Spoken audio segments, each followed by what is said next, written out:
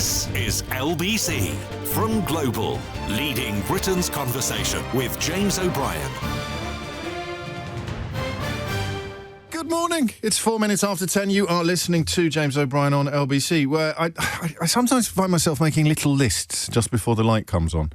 As we prepare to discuss a topic of great importance, I'm sort of thinking, what else is a bit like it, going back over the years, the millennia even. So like an invention that completely changed society or completely changed the way that we live our lives. What would you have? Penicillin on the list? The contraceptive pill, perhaps? The wheel, if you were to go back far enough. Imagine trying to get by every day in a world where the wheel had never been invented. It barely bears thinking about.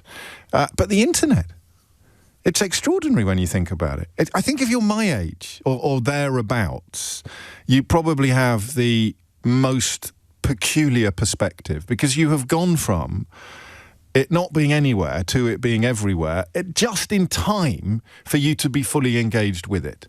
If you're considerably older than me, then you are less likely to have ever been fully engaged with it. If you're considerably younger than me, you probably can't imagine a world without it. I mean, for example, how many people in their 20s would believe me if I said that when I started work on a national newspaper about 27, 28 years ago, there was not any internet access in the building? I think there might have been one terminal in the library because we still had cuttings, paper cuttings. Someone would cut out stories from the newspapers every day and put them in folders that were filed by topic.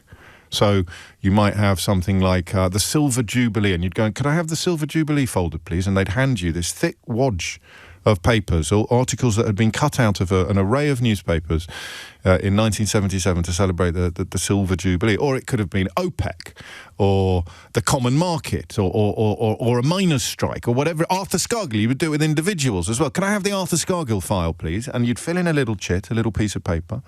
This makes me sound like a character in a Charles Dickens novel, right? I'm 53, just for the record. I'm not 112. And I was in my mid-20s at this period in my life.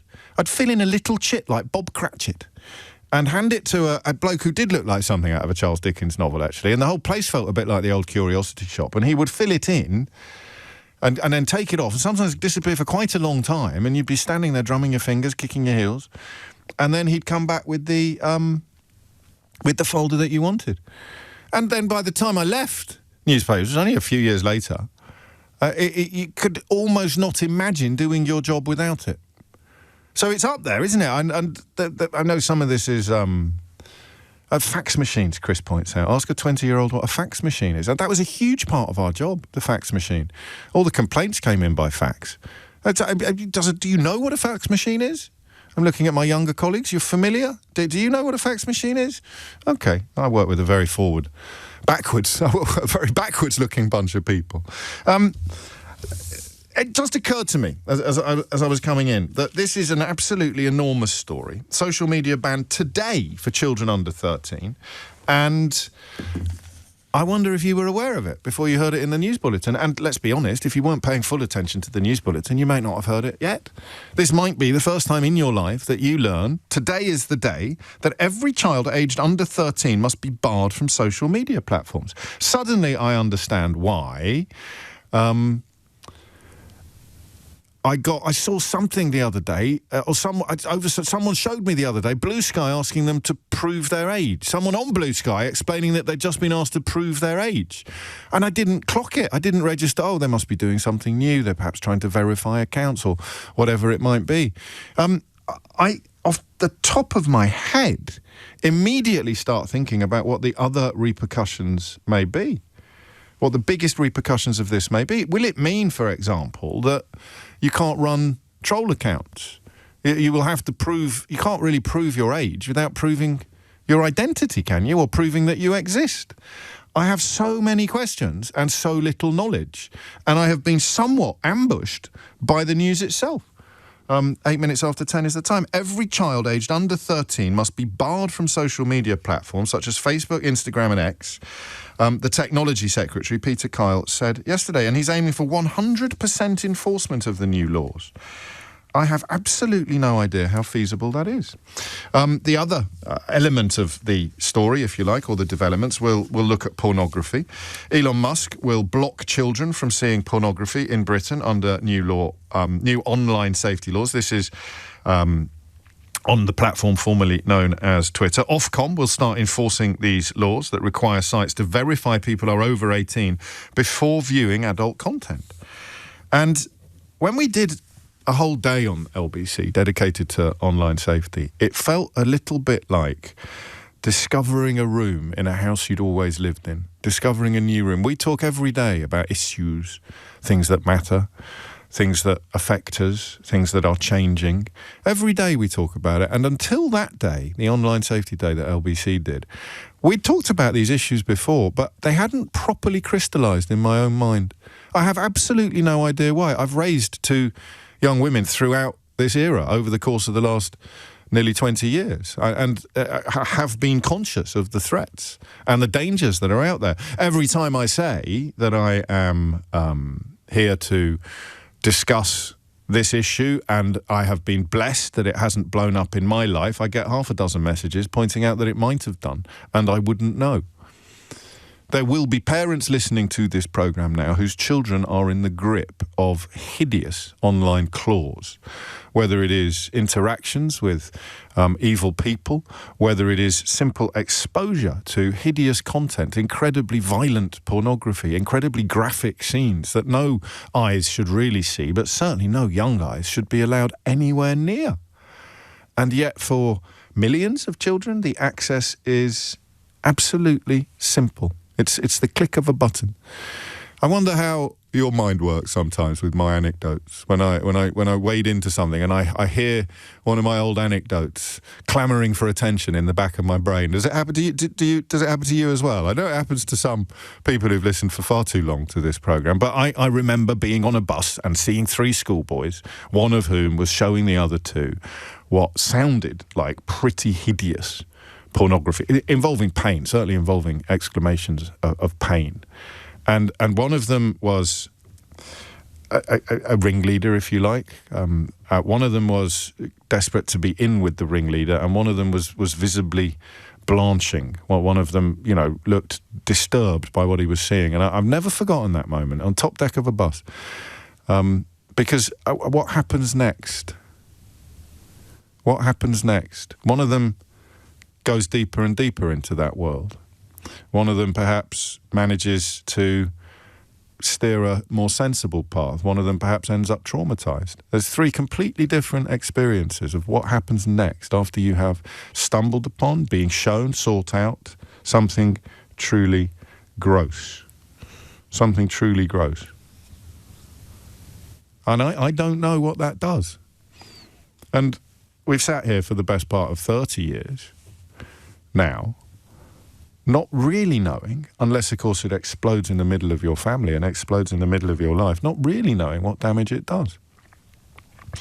I don't know. I mean, the social media ban is designed to address this, of course, but to address other things as well. But I would have thought that the two questions we should ask today involve what happens, what parents can do, and what happens when they don't do it. And if there are, there will be plenty of people qualified to answer this question listening to this programme at the moment. Will it work? In fact, let's start with that. 0345 6060973 is the number that you need. I'm a little bit embarrassed to tell you that as someone who works in the media every day and is regulated by Ofcom, who are in charge of these new rules, I have absolutely nothing to say about the plausibility of it working except this. It's very hard for a child to place a bet online. I don't at me. I know they can steal their dad's credit card and all of that, but it's very hard. It's impossible, in fact, for a child to place a bet online using their own identity. Using their own identity is the crucial point. You're never going to be able to stop people accessing somebody else's portal, if you like. But I have no idea how plausible it is. You have to presume that if they're bringing it in and boasting or aiming for 100% compliance, you have to presume that it is not only feasible but easily achievable. And I have no idea. But you do, and that's the first question of the morning. Call me now if you can offer up a view, an explanation, hopefully optimistic, but obviously pessimistic is necessary too, on there's the simple question of whether or not this is likely to work. I think we should probably take a moment to understand what is actually happening. I haven't done it yet. Requires users will have to upload an ID or upload a video selfie that uses artificial intelligence to estimate someone's age. You see what I mean about the size of this story? Sneaking under the radar. You're going to film your own face, and the platform that you've been using for years without any particular kerfuffle is going to estimate your age and decide whether or not you're allowed to continue using the platform. So you've got the expert angle on it, 03456060973, and then you've got the question of whether it's already gone a bit wrong for you. Have you done it? I mean, I don't want my phone lines to fill up with people telling me exactly the same story about deploying exactly the same technology. But it's why I mentioned earlier the things that feel huge. They're trying to get a genie back in a bottle. You're not supposed to be able to get a genie back in a bottle. I got genie on Scrabble last night, by the way. It was a massive score. You can't get genies back in the bottle. That's why it's a figure of speech. And yet they're trying to. The story of King Canute is one of the most misunderstood stories in human history. King Canute was not trying to turn back the sea. He was simply trying to prove to his barons and his noblemen that he didn't have the power to turn back the sea. It was actually an act of enormous modesty. Has anybody been more harshly judged by history than King Canute? His name has become a byword for overweening arrogance, whereas in fact the story was one of public modesty, proving to his barons that he couldn't turn back the tide. The opposite, if you like, of where we were hundreds of years later when they were wanging on about the divine right of kings. But I digress. This feels like an attempt to turn back a tide, to turn back a tidal wave of access and content. Every child in the country aged under 13 will be barred from social media platforms. How on earth can a bit of technology say, what about Luke Littler? When Luke Littler was 13, he looked like he'd been in adult life for 20 years. He looks older than me.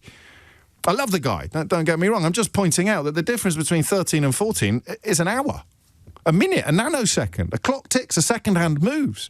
You're not 13 anymore, you're suddenly 14. I don't know, and I don't mind sounding ignorant today. I think it's probably helpful. If we're going to do an idiot's guide to this, then I'll be the idiot. So that's question number one. Is it going to work, and how will it work? Talk me through the technology. Talk me through the detail, and ultimately the plausibility of it. And then I would also like to talk about what happens. What happens when a child is not kept away from online harm, is not kept away from pornography. 0345 6060973. So the first question is, how will it work? Will it work, or will it not? James O'Brien on LBC. It is 18 minutes after 10, and I know almost nothing about the topic under discussion, which is problematic in two ways. Normally I need to give you something to get your teeth into, something a little bit more substantial than ignorance, a strong opinion, for example, that you can either concur with or attack. But absolute ignorance is, oddly, a less alluring invitation sometimes, but hopefully not today. I know nothing about how likely it is that a government can successfully insist upon every social media platform in the country banning children under 13 from their service. 0345 6060973. And I think the way into the second bit of the question, actually, is not to ask parents about their children. It's to ask you, because I began by pointing out that my generation, my age, has gone from 0 to 60 on this, to use a motoring analogy. It didn't exist when I was my daughter's age, give or take, and yet now it is impossible to imagine life without it. So what damage did the bad stuff on there do to you? That might be a question we get onto, but we should crack on. Let's start in Edinburgh. Rory's there. Rory, what do you think? Oh, hi, James. I didn't expect to be first on today. Nice to speak with you again. So, I think that there's two things I'd like to hang on a minute. Well, I just want to clarify. I didn't ring you. You rang into the programme. You spoke to the producer. You got told you were about to go on out. I don't know how big of an ambush that actually was, Rory. Oh, come on, James, it's theatre. I'm trying to play up on the call. Okay, let's have a bit of excitement in the room. Right, Go on. okay. So is this going to work? Sure. Is it going to work? Well, no, and I will tell you why it's not going to work, and then I will tell you why this is also a terrible piece of legislation and why I called in as a 23-year-old man who doesn't have children, and sort of some of the questions asked don't really apply to me. But the reason is that that's a terrible piece of legislation because it is so easy to get round. So some of the companies like Twitter, well, X, I guess, and Reddit. I don't want you. I know you probably weren't going to anyway. I don't want to give people hints and tips on how to get round it, Rory. No, I won't. But basically, what I will say is that some of these companies use verification software that they are not entirely focused. They use AI and algorithms basically to get round this, and it is very easy to use to get round. Again, I don't want to go into how you can get round it, but I've had it verified through one of the social media companies that you can get round it very, very easily. Again, I'm having to watch what I say here. Well, you don't have to be completely careful. I mean, you're talking about using a different gateway onto the internet. Is it VPNs that they're called? No, you're not talking about that. All right, well, you are being a bit cryptic, but that's fine. Yeah, you can. How much effort would the average 12-year-old go to deploy the means and the tactics that you're describing or not describing? You can do it in 30 seconds, and all it would take is a Google search. That's all I'm saying. Okay. So the government must know this. I hate these moments in phone-ins because one day it will be wrong. Well, I say the government must know that. There's no way that 30 seconds on Google can undermine a policy that has got nationwide rollout and wall-to-wall support because they must be aware of what you've just described. Well, so this is the thing, and it's why I think it's a poor piece of legislation, because I think that the main focus that the government want to apply to this policy is pornography and websites of that nature. Yes. And I think that if you can apply robust safety measures on those websites, that's acceptable. But with social media, it becomes a lot harder, particularly because this doesn't just apply to pornography websites. Yeah. It applies to, so for example, I write whiskey reviews. Hobby. Okay. So when I hopped on one of my social media sites today, I think I can name it Reddit. So I hopped on there today, and because I need to verify, and I'm a 23-year-old guy, I've been writing reviews for years. I really hope that one look at my profile says that I'm of age. Yes. But as a result of that, anything I've written over the last 2 years is completely locked. It's not just locked that I can edit it or change it, I can't even see it. So everything I've done for the last 2 years is completely locked off. But once you've proved your age, you can get to it. Naturally. But so what are you worried about? Well, I think that the biggest concern of this is that the data that you have to provide is outsourced to third-party companies. This isn't held by Reddit or Twitter or I don't think. But it's just your age. That's the only data you have to provide. Well, it's your ID, isn't it? You're not going tinfoil hat on me, are you, Rory? No, I feel like promise. I promise. Okay, so what are you worried about Reddit having that they don't currently have? So if I was to go on there and upload my ID, it would have a picture of my face, it would have my address, it would have any information of that. Yeah. That would be able to link, say, my online profile, where in the past I have been critical of, say, for example, Trump. Yeah. I have been critical of Trump in the past. Yeah. And that is now tied, my online identity is now tagged to my personal identity that is being held by a US private equity firm. If I was to, say, go to the US... Remember that guy who got arrested for having a picture of J.D. Vance and edited J.D. Vance on his phone when he went to the when he went to the US? I do. Could that happen to me? Well, they would again. They would assure you that it couldn't. That has given me pause. Actually, that doesn't sound very tinfoil hat at all. But it will be. You have to presume, and then of course, someone will say, "Why do you have to presume that it will be?" Secret, or not secret, but protected. The information, the data will not be shared with any third parties. It's probably, and again, I might be sounding naive, but I don't think so.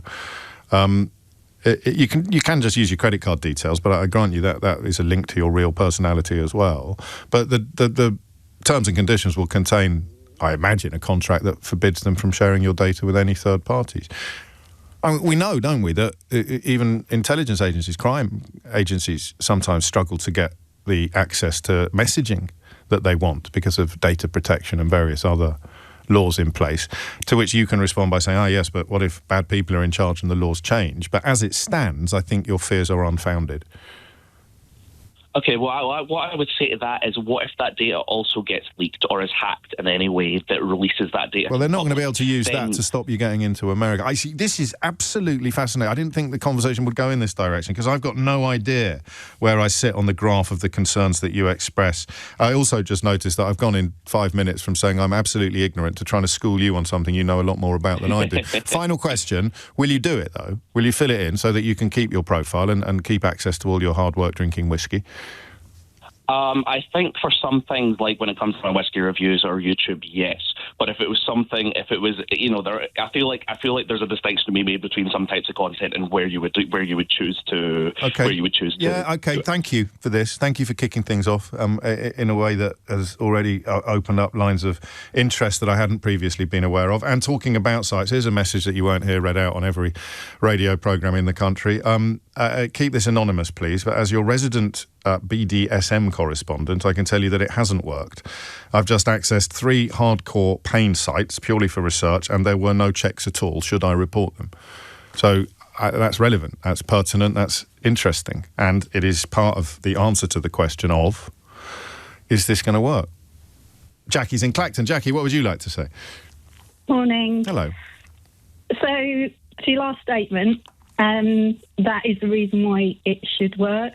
It is very new. It is a new act, and it's been coming into play for several years now. I know it's not Mystery Hour, but what are your qualifications?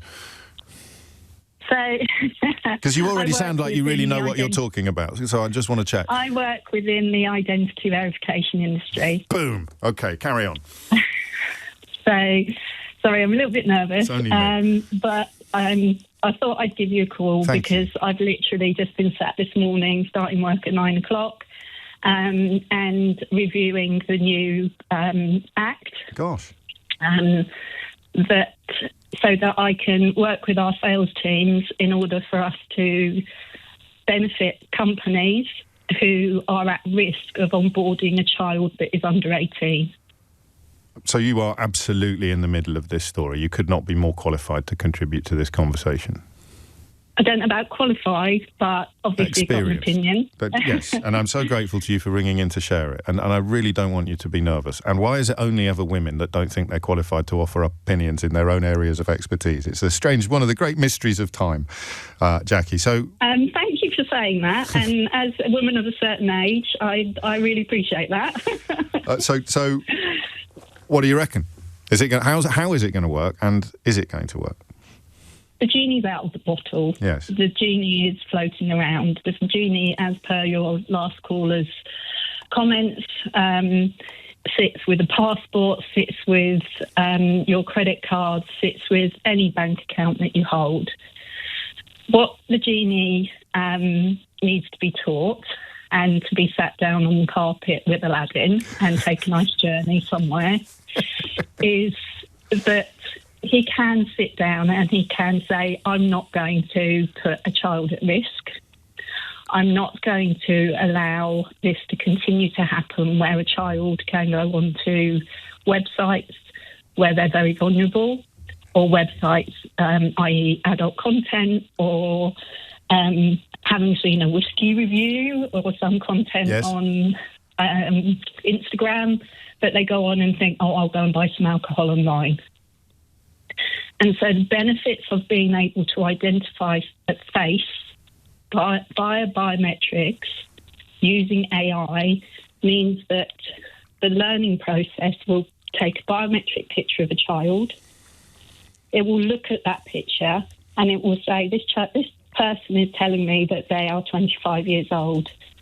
It's very obvious that that is a child of 14, 15, 8 or 9. Yes. What and how widespread is that already, that sort of biometric AI? Biometric AI is with us on a daily basis. If you apply for a job, you will be onboarded onto a company and they will take some biometrics from you because of the onboarding process. So this is simply an extension of technology that is already deployed in certain sectors and certain areas into new sectors and new areas? Absolutely. And into sectors where there are, everybody shouts and screams when something impacts a child. And the benefits of this is that parents will have more confidence in the child going online, hopefully, that if they try to go onto any of these sites, that they will have some form of identity process that they go through. Now, this is also part of the responsibility of the identification industry, all of the main CRAs, all of the What's companies. a CRA? You're presuming I know something, and sorry, I don't. That's all right. Apologies, credit reference agencies. Okay, yes, CRAs. So the likes of Experian, Of course. TransUnion, Equifax. And it's also the responsibility of smaller companies who assist specific industry sectors, i.e. gambling, to onboard their customers. One, to make sure that person is who they say they are. Two, to make sure that person is not vulnerable. And three, to make sure that person is in a position to be able to pay for whatever service that they're looking to undertake. So you are, very optimistic about... How stupid did I sound when I was wondering whether it would work or not? And don't be shy, don't hold back. You didn't sound stupid, sounded a bit naive, but you did caveat it at the end of it. I did. But what I'd missed was that this isn't just arriving fully formed and brand new today. That's the bit I missed, and that was quite stupid of me. Yeah. Okay, we got there. This is in line with the likes of GDPR. This has been in the process of being developed for many, many years. That's great to know, and I'm so glad that you were listening today. Did you enjoy coming on the radio in the end? Yes. I knew you would, and you're really good at it. And I can't imagine there'll be another day when you're quite so qualified to contribute to the conversation. But you are allowed to ring in on other things as well, Jackie. Okay, thank you very much. And I hope that you do. Thank you very much. 10:32 is the time, so reasons perhaps to be cheerful or at least optimistic.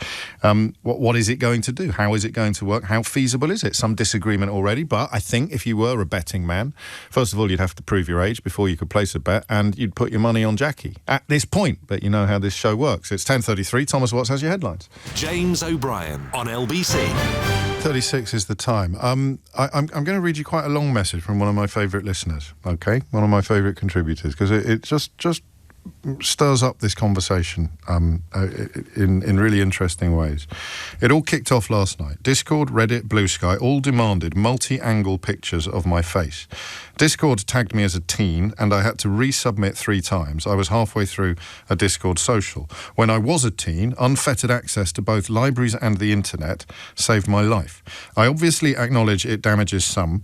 I can't help but think, though, of everyone else who, like me, needed an escape from a bad life and built a new community for themselves with better found families and friends. This is a watershed moment for privacy from governmental overreach. Trump's lot are already going through old social media accounts for mockery or disrespect. Now it will be so much easier to argue that all activity online should be linked to a real face and a real name. I had to move my head from side to side and in one case open and close my mouth. It was ultimately my choice, as I need Discord for my social links, but I did feel coerced and violated. The definition of porn is famously changeable too. MasterCard has decided that LGBT content is classed as adult services and refuses service. Councils could start producing lists of books that they want out of the kids section. Are we not going to allow teenagers access to fan fiction sites? Does this include visual depictions of nakedness, including cartoons? What about fine art? We're all just going to get VPNs, and then the government will make having VPNs illegal, and then we will all be easily harvestable by fascists. There's a little more which I may share later, but the clash here, and the reason why I'm glad I was so honest about knowing so little, the clash here is actually what the philosopher A.J. Ayer would have called a category error. I'm talking about whether it's feasible, whether it's plausible, but I'm working on the presumption that the end goal is desirable. And both the first call from Rory and that message there make me question that. actually, and probably a little bit glib of me to start talking about tinfoil hats when Rory started expressing concerns about the data collection. And the breaches, potential breaches of privacy. But then the last caller, brilliant caller Jackie in Clacton, was answering the question that I asked with quite an upbeat assessment of how likely it is to work. So I didn't know this was going to happen. That there are more than one phone in here. There is more than one phone in here. There's a phone in about whether or not it's feasible, plausible, workable, to which the answer appears to be a sort of cautious yes. Is it desirable? And we just don't know, because you're telling me about something that will stop children being hideously corrupted and potentially abused online. What's not to like? Well, answer, you're also telling me about things that are potentially going to be damaging to our democracy, to our liberty, to our personal freedoms. And there it is. 10:39 is the time. Brian is in Manchester. Brian, what would you like to say? Hi there, James. Thank you for the opportunity. Don't take me as an expert in this field. Take me as a social media user, and then you will find out what I do as the conversation progresses. Okay. So following on from the last caller a little bit, the technology already exists. Yes. If you go onto a government-approved app, what you would do is you would show your face. I'm sorry, I'm jumping in already. That phrase there has already given me a little bit of a wobble there. A government-approved app sounds quite Orwellian, doesn't it? Or not? Well, look, we can sit here all day about whether or not we trust the government with our data. Yes. I'm not here to have that type of debate. But for me, if a government-approved app is using this very technology, then we have to almost trust it, I suppose. Yes. And I've used it, and also big companies use it. You have to hold your face to the camera, and then a green line comes down and it scans your face, and what you do is you turn left and it does the same again, you turn right, it goes again. And there's also NFC. There's NFC technology that smartphones have now that integrates with that type of technology. So, look, from my standpoint, the technology already exists in some form, and it works. And I am all for it. Now we'll go on to what I do. So I'm a freelance wine expert, and I use social media. What I have my standpoint on it on the young people. The conversation surrounds young people and being exposed to sensitive content. So yes. I have view on that. I'm a freelance wine expert, so I offer private wine tastings, but I also publish wine content, right? Which, in theory, is age restricted. Yes. What I do on my Instagram and on my Facebook, I restrict access, so I block anyone under the age of 18 from seeing my content. And when I've worked with young people that are, say, 16, 17, and they've tried to follow me online, they ask me, Brian, why can't I follow you online? I said, well, because I've restricted my content. How do you do that? Because in your settings, in your social media settings, you can limit who can see your content. And the ability to prove your age was already there? Yes, because you would have to prove your age when joining the platform. So using a credit card, probably. Yes. So my thoughts on this topic are as follows. Although we can't, there is a way of limiting content. Yes. If we cannot completely eliminate sensitive content from the eyes of young people, let them onto the platform but block access, and that's what Instagram does already. Okay. So what's your view of the new policy, the new law? And I haven't actually looked at. I haven't actually. So that won't allow anyone under 13 onto the platform. So I've actually just gone onto Blue Sky, and oddly it didn't come up on my phone, but it came up on the computer screen, and I can now scan my face to verify that I am an adult. And if I wasn't able to do that, I wouldn't be able to get on there at all. So that of course that law, I haven't actually read into it. Well, that's all right. I've told you everything you need to know. It's just slightly different from what you've just described, I think. Yes, what does NFC mean? Is that near-field communication? Yes, it is. Yeah, NFC is near-field communication. So that's like contactless payments and device pairing. Yes. So NFC, that's biometric. That scans the chip in your passport, So that's the type of. Okay, so I think what we can probably take away from this is that most of us aren't aware of what is already going on around us, and the more aware of it you are, the less alarmed alarmed isn't the right word, the less surprised you will be by today's developments, because as I think Jackie pointed out as well as Brian, we're already on this ramp, if you like. We're already on this path. It's just that things are we're branching out and speeding up. So reasons not to be alarmed. Reasons to be alarmed. Someone's just messaged me to say, what if Suella Braverman was Home Secretary? Someone else has said the data isn't being held by the government, it's being held by third-party American companies, and ultimately private equity. The conversation about data and who has it and what they do with it is going to be one of the greatest conversations of our age. I don't know if it is quite as intrinsic to this conversation as some of you fear. I think it probably is. But what's the alternative? To continue letting children access hideous content. So what's the price you pay? Well, the price you pay is a risk that at some point this technology would allow a malign actor in power, in a position of power, to penalise you and punish you for opinions you've expressed online. I guess, I don't know how paranoid that sounds, but it is how strongly you subscribe to that suspicion that will inform in part your attitude to this legislation. 0345 60 60 973. I think after this, I'll do it live. I'll actually register myself. I'll facial recognition myself on will I have to take my headphones off, Keith, do you think? Or will it just think I've got a really weird-shaped head? The producer just said, that sounds a bit boring. This is like living a story live on the radio. All right, we'll have a conference. James O'Brien on LBC. 10:48 is the time. This is a bit harsh, Ricky. The producer is right. You sitting there silently turning your head isn't going to be good radio, you idiot. It's a bit strong, mate. Have you ever been on YouTube? You'd be amazed what people will queue up to watch these days. Hey, thanks for watching. Don't forget to subscribe.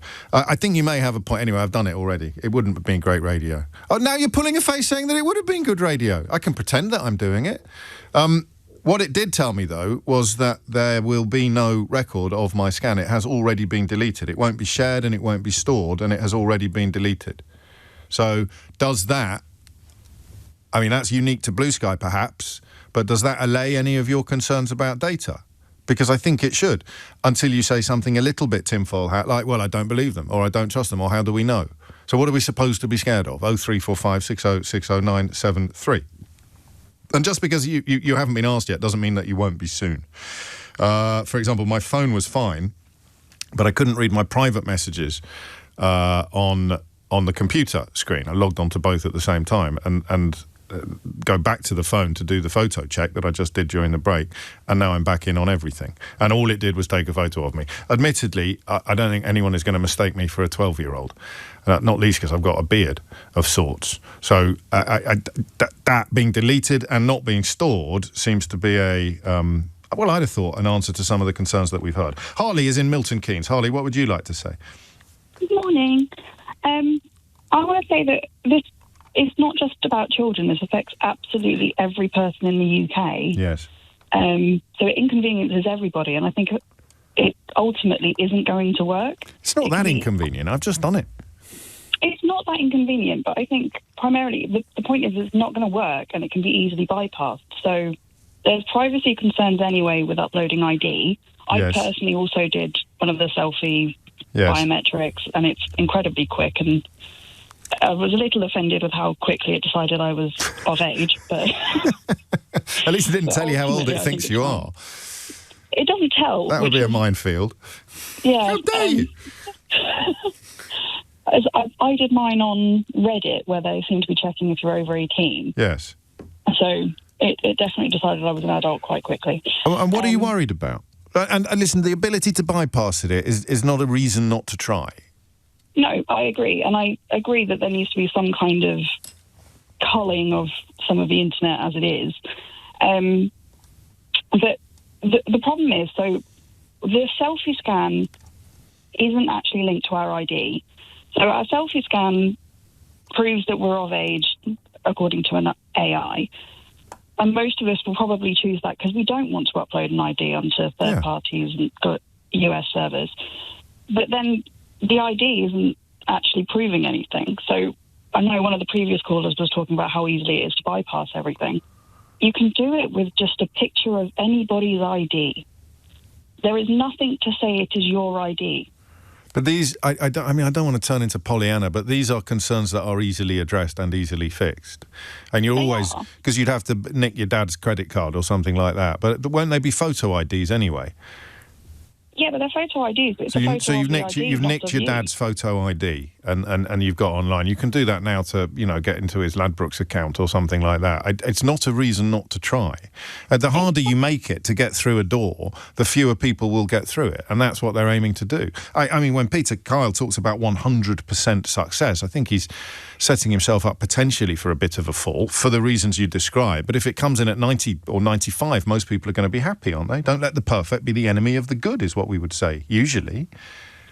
Yeah, and I would absolutely normally agree, except that's not how teenagers think about things. But that's not a reason not to do it. It's not a reason. I mean, teenagers can buy alcohol with fake ID if shopkeepers aren't on full alert, and that's not a reason to say, well, what's the point of having a ban in place then? But I think we're forgetting how the internet works. So putting blockades in place on the internet just means you go looking for the places where there aren't blockades. I'm going to politely disagree with you. And I think my alcohol point is quite powerful, actually. We would never say, well, let's get rid of age restrictions on alcohol just because some young people will successfully navigate their way around them and buy alcohol when they shouldn't. So just because some young people will successfully navigate their way around attempts to keep them off pornography or to keep them off social media sites doesn't mean that it's a mistake to try. Does that sound fair? It does, but I think you're misunderstanding things. So I agree with that point in principle. Well, does it depend upon your view of teenagers and how determined they are to get through these barricades? I think partly, yeah. And I think some of that is growing up with the internet and not growing up with the internet. But the alcohol point, for instance, we all agree, and none of us disagree with having to show ID for alcohol. Sure. And we all agree this because we have to go to a shop, we have to buy the alcohol in a shop. Yes. It wouldn't be a successful measurement if outside the shop there was a stall that just gave away alcohol. And I think that's the problem. All of the stuff we're trying to put ID checks in for are all on the legitimate website. So legitimate and then something else will platforms. spring up that is illegitimate. And of course, do you know, it's an extraordinary memory you've just prompted. I think one of the first topics we did on the programme that was a little bit out of the ordinary, and this is going back a very long time, was about who you would prosecute for a crime that occurred online. And it libel most obviously. The person that wrote it is in one country. The server upon which it was written is in another country, and the person that was being libelled is in a third country, and the person that's read the libel is in a fourth country. And this is going back to the earliest days of this programme, and wondering whether we were all going mad because it seemed like such a riddle for the population, for the species almost. And you've just resurrected that thought, of course, by saying, but someone will be able to bypass all of the rules and offer this service to kids who want it without any of the laws. And I would once have naively responded by saying, well, the authorities will clamp down on that sort of thing. But I'm not sure that they can, and I'm not sure how they would. Gosh. Thank you, Harley. It's a bit more sort of wriggly than I expected, this conversation, isn't it? It's hard to you think you've got a grip on it, you think you've got a grasp on it, and off it wriggles. Ian is in Derby. Are you going to wriggle, Ian? I think you're probably the best judge of that. On you go. Yeah, I'm just really wanted to talk about the feasibility of doing this. Yes. And and I think I know why the government is so bullish about it, which is that for some years now they've been using a system in various guises, and they call it the government digital identity system. And the way this works is that you can go online, you give some information which can be verified, usually 3 or 4 pieces of information, and then once they're certain it's you then get a certificate, which is like a little piece of computer code which sits on your device. Yes. And then you are that person. So I think if they were to say with the social media platforms, the only way you can access these is with a government, a GDIS, a government digital identity token, then it's job done. Because what this does is at the point of login, it effectively says this person, this identity is trying to get to this site. Give us a yes or a no. And if you get a no, because it's this person's under 13 or whatever, then just block access. And so are we then living in a world where we have ID cards without having ID cards? Yeah, I mean, that's not really what I rang in to talk about. You know how my brain works here, and I'm wriggling. Oh, no, I'm wriggling. Yeah, You're not wriggling, I'm wriggling, because I'm immediately thinking of ID cards now. Well, I think that what this would do is it would mean that if anybody over the age of 18 then goes and logs into one of the social platforms and then goes and posts something derogatory, well, it's going to be much easier to find them on the basis that, well, you can actually track this back to a government service which has given you that identity. And then, of course, the definition of derogatory becomes problematic, but we're back to the tension between letting the perfect be the enemy of the good and protecting children from bad things and paying a price of opening up doors of risk for some adults. Yeah, but again, I think that just as a general principle, if people said, what I'm about to post online, would I be happy if this was published in a national newspaper with my name and address? Effectively, it's bringing back that level of personal responsibility. I think you've gone further than this legislation goes, but you have, because it's about getting on there. You don't actually have to do anything when you get there. But yeah, I mean, it does sound like a side effect or a plausible progress from where we are now. I would welcome it until somebody reminds me that I could be locked up for expressing an opinion. And therefore the ability to express the opinion anonymously is pretty close to sacred. It is, but it's the lesser of two evils. And I think to your earlier point is that there has to be something done. And really going back to the original question that you posed is that can it be done? And like one of your earlier callers, I can see how this could work. Yeah, well, and there I go, wriggling again, back to optimism and back to warmth and welcome. But I've got some of the other words that I've heard today and read out today resonating in my mind as well. We've also got the detail of it as opposed to the philosophy. And Alex addresses Harley's point a moment ago directly when he says your call is wrong. You can't just upload someone else's ID. You'll be asked to upload a selfie that will then compare it to the ID photo. So that is I said that sounds like something that would be easily addressed, and it already has been. But then the worry, and increasingly with Donald Trump in the White House and a sort of clamp down on dissent. It's funny, isn't it? All the people who styled themselves as anti-woke have ended up ushering in regimes and administrations that really do try to lock up people that disagree with them or silence dissent. That is a concern. Do you welcome the ability of any authority to identify you as someone who acts online or who does things online? I still think that this is a good day. I still think that protecting children from some of the hideous content that they can access all too easily today is a win. And let's hope it turns out to be. James O'Brien on LBC.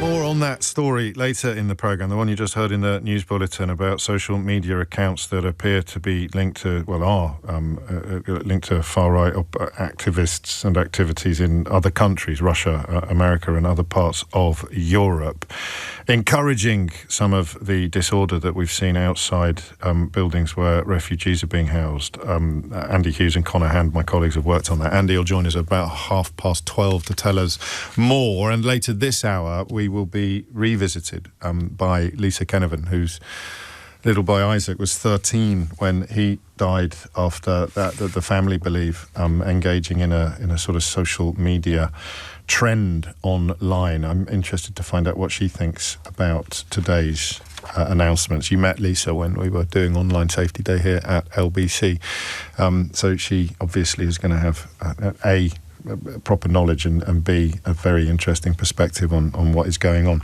But we move on. 4 minutes after 11 is the time. And we move to... Did you hear me a moment ago? We were talking about that conversation. There's 2 or 3 things that I sort of see as being almost like archaeological when it comes to the time that we spend together every day. That question about who will actually be in charge of the internet if a crime is committed online, where in what in what region would the crime be committed? Which judge, what courts would sit in judgment on something done in one country via a server in another country to a person in a third country? I still don't fully know the answer to that question, and I think ownership of platforms has really brought it into stark relief. And then there was the question of why is gold valuable? I don't know if you remember that. That's where Mystery Hour came from. We did a whole hour of phoning 100 years ago. Well, why is gold valuable? It doesn't make sense that gold is valuable, except it does. And then again, it doesn't.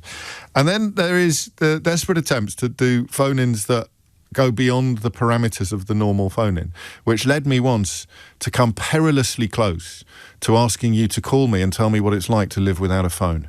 I don't know if you remember that, but there was a story about a surprisingly high percentage of people who have no telephone, either a landline, which was still a thing at the time that we were having the conversation, or a mobile phone. And I almost got to the end of the question. Give me a ring now if you don't have a phone. And I didn't quite do it. I think that we're flirting with similar territory with the next question. There has been a call this week for Keir Starmer to ensure that he delivers on one of the promises that he made in opposition. And it was a promise about something called oracy, which is, I suppose, best understood as a sort of oratorical skills. Oracy in schools would see speaking skills embedded in England's schools. And people like Michael Rosen are joining forces with former education secretaries like Charles Clarke and Estelle Morris to urge the Prime Minister to honour his pre-election pledge. And I'm interested to know what it's like not to have those skills. So in a way, I'm asking people to ring in, and people who don't like talking to ring in and talk to me. But I think that is more likely to work than asking people who don't have phones to phone me. It's about the difficulty, and it's going to be quite hard for me to set this up without sounding even more conceited than usual, because it comes very, very naturally to me, as you would perhaps expect. I mean, I do this for a living. I've been doing it for ages, and I do it for 3 hours every day. So the idea of being frightened of speaking, not just publicly, remember, this isn't about debating societies and the like. It's about verbal communication. That being something that you are uncomfortable with is very hard for me to begin to understand. It's almost impossible. It comes as naturally to some people as breathing. Size of your vocabulary might have an impact on it. Somebody said to me once that one of the key drivers of child rage is an inability to express yourself. There is nothing more frustrating than not being able to articulate your feelings. And if you have special educational needs, or you haven't had a particularly good education, or you're not up on your literacy skills, if you find reading and writing difficult, if you find words difficult, whether through some sort of innate issue or whether through an environmental one, you will become much more likely, much more prone to violence, much more prone to great frustration. You think about it, it makes perfect sense. If you look at riots, you often find that people can't actually articulate what they think. We laugh at them sometimes. They get a microphone stuck in their face and they're asked, and they start talking about Muslimic ray guns or something like that, and we all think it's hilarious. But if that is the extent of your ability to articulate, if that's the extent of your ability to express yourself, then reaching for a brick and throwing it through a window is going to become a much more attractive course of action than it would for somebody who's perfectly capable of explaining themselves. Would someone who doesn't like speaking publicly please ring a radio show with 1.4 million listeners, points out Chris. It's not necessarily the best question that I've ever asked on the programme, but that's the question that I'm going to ask. And it may be that you've come out the other side, because the whole point of this story is that it can be improved. So Alistair Campbell, Michael Rosen, Charles Clarke, Estelle Morris are calling on the Prime Minister to deliver on a promise to get it taught more in schools. And the reason why they're doing that is because it can be taught, so you can get better. And I don't really speak that language either. I can't quite imagine what that would be like. So I'm going all in on this, and I'm going to have to put I'm going to have to put my life in your hands when I'm saying, what's it like to hate or to struggle with articulating, with actually talking, like you sense in a conversation. We talked a little earlier this week about words just slipping out of your grasp or forgetting things. It's much deeper than that. It's like a discomfort with words. We're going to come at it from a variety of angles, but that is where I'd like you to start. That's where I'd like to start, if you can. And I know it's a weird one to say, ring in and talk to me, but you'll be fine. I'll look after you, and you can tell me how frustrating it is to know that you could and should be better at talking. That's the simplest way of putting it. You could and should be better at talking, but you're not. What's it like? 0345 60 60 973 is the number that you need.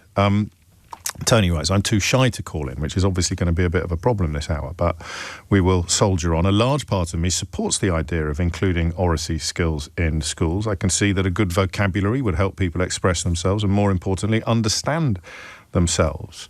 But I do wonder whether it might result in the homogenising of speech patterns of people as it rolls out.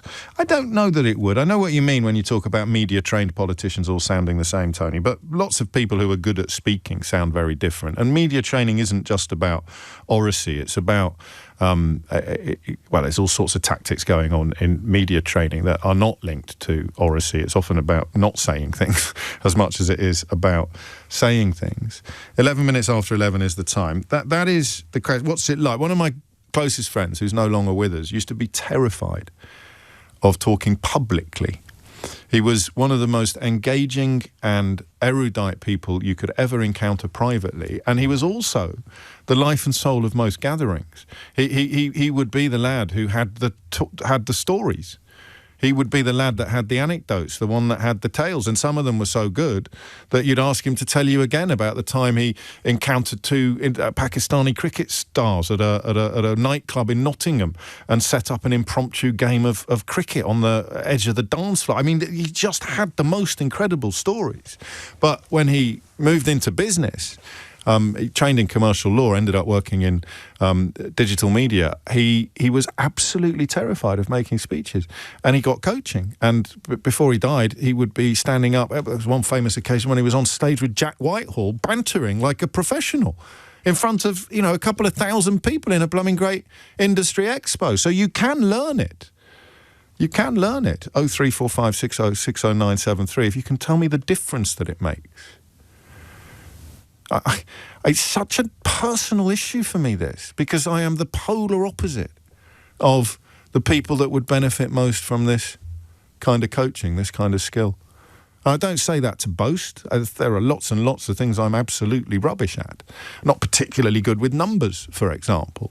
But the idea of not being able to explain yourself, to not use spoken language, crucially, not written language. What if you're brilliant at writing, but you just get frustrated talking?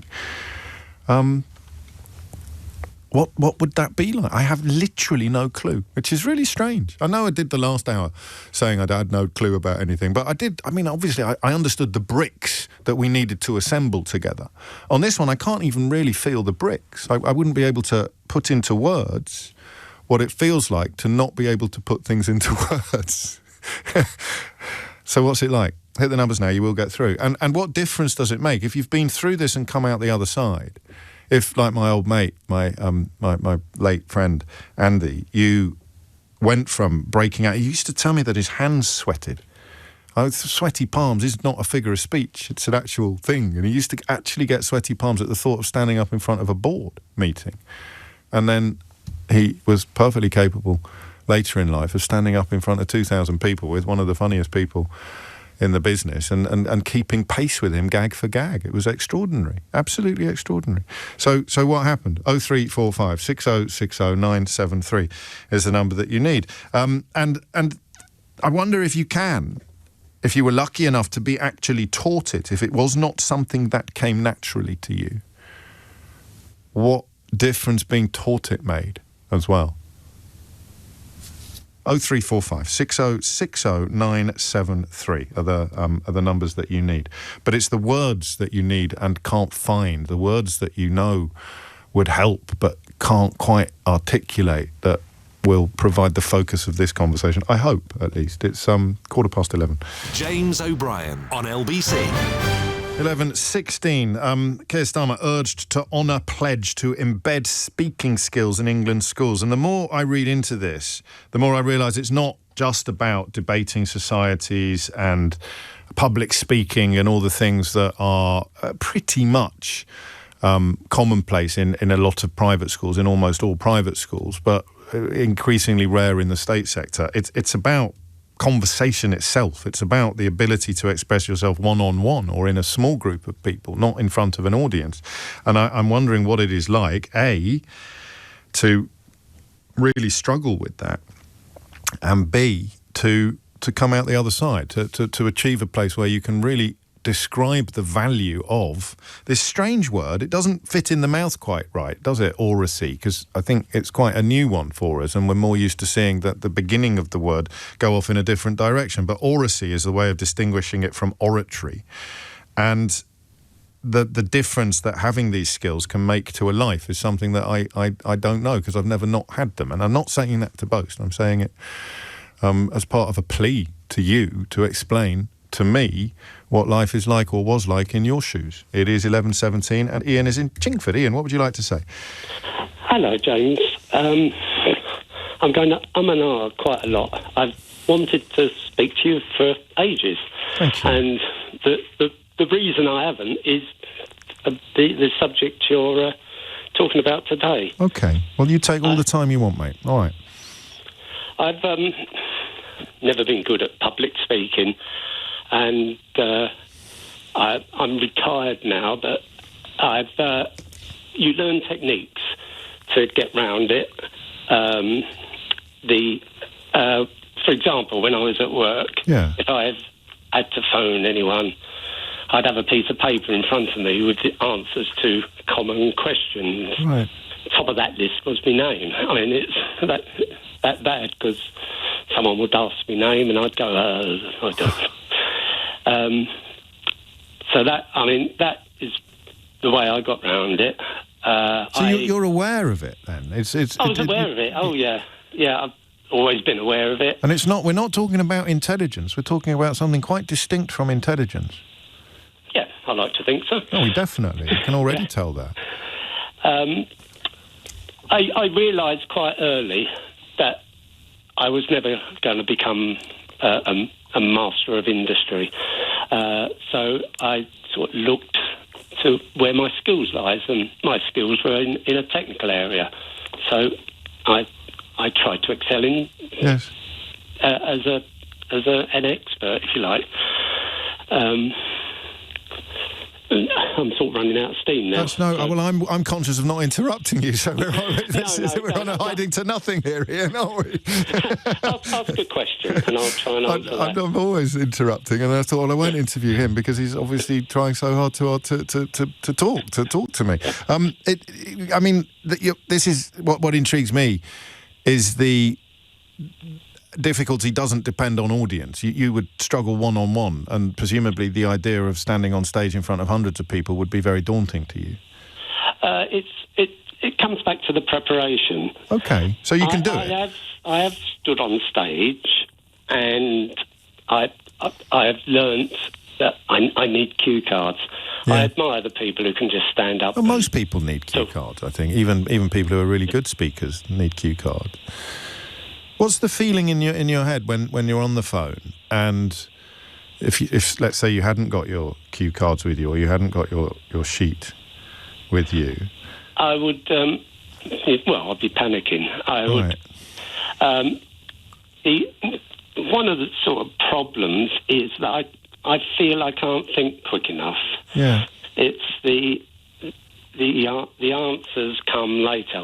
There's a French phrase, isn't there? Something up on the stairs. Esprit d'escalier. Yeah. I suffer from that a lot. We all suffer from that a bit.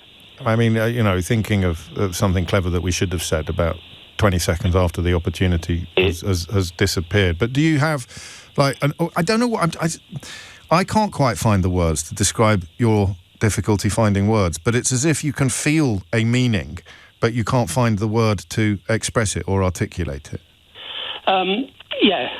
I suppose some of it comes down to confidence.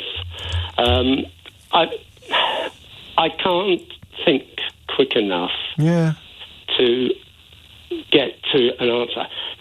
I can't think of an example at the moment. You don't need to think of an example. I should be prompting you more. It's a funny thing, isn't it, language? Because if I say interrupt, it sounds like a bad thing. If I say prompt, it sounds like a good thing.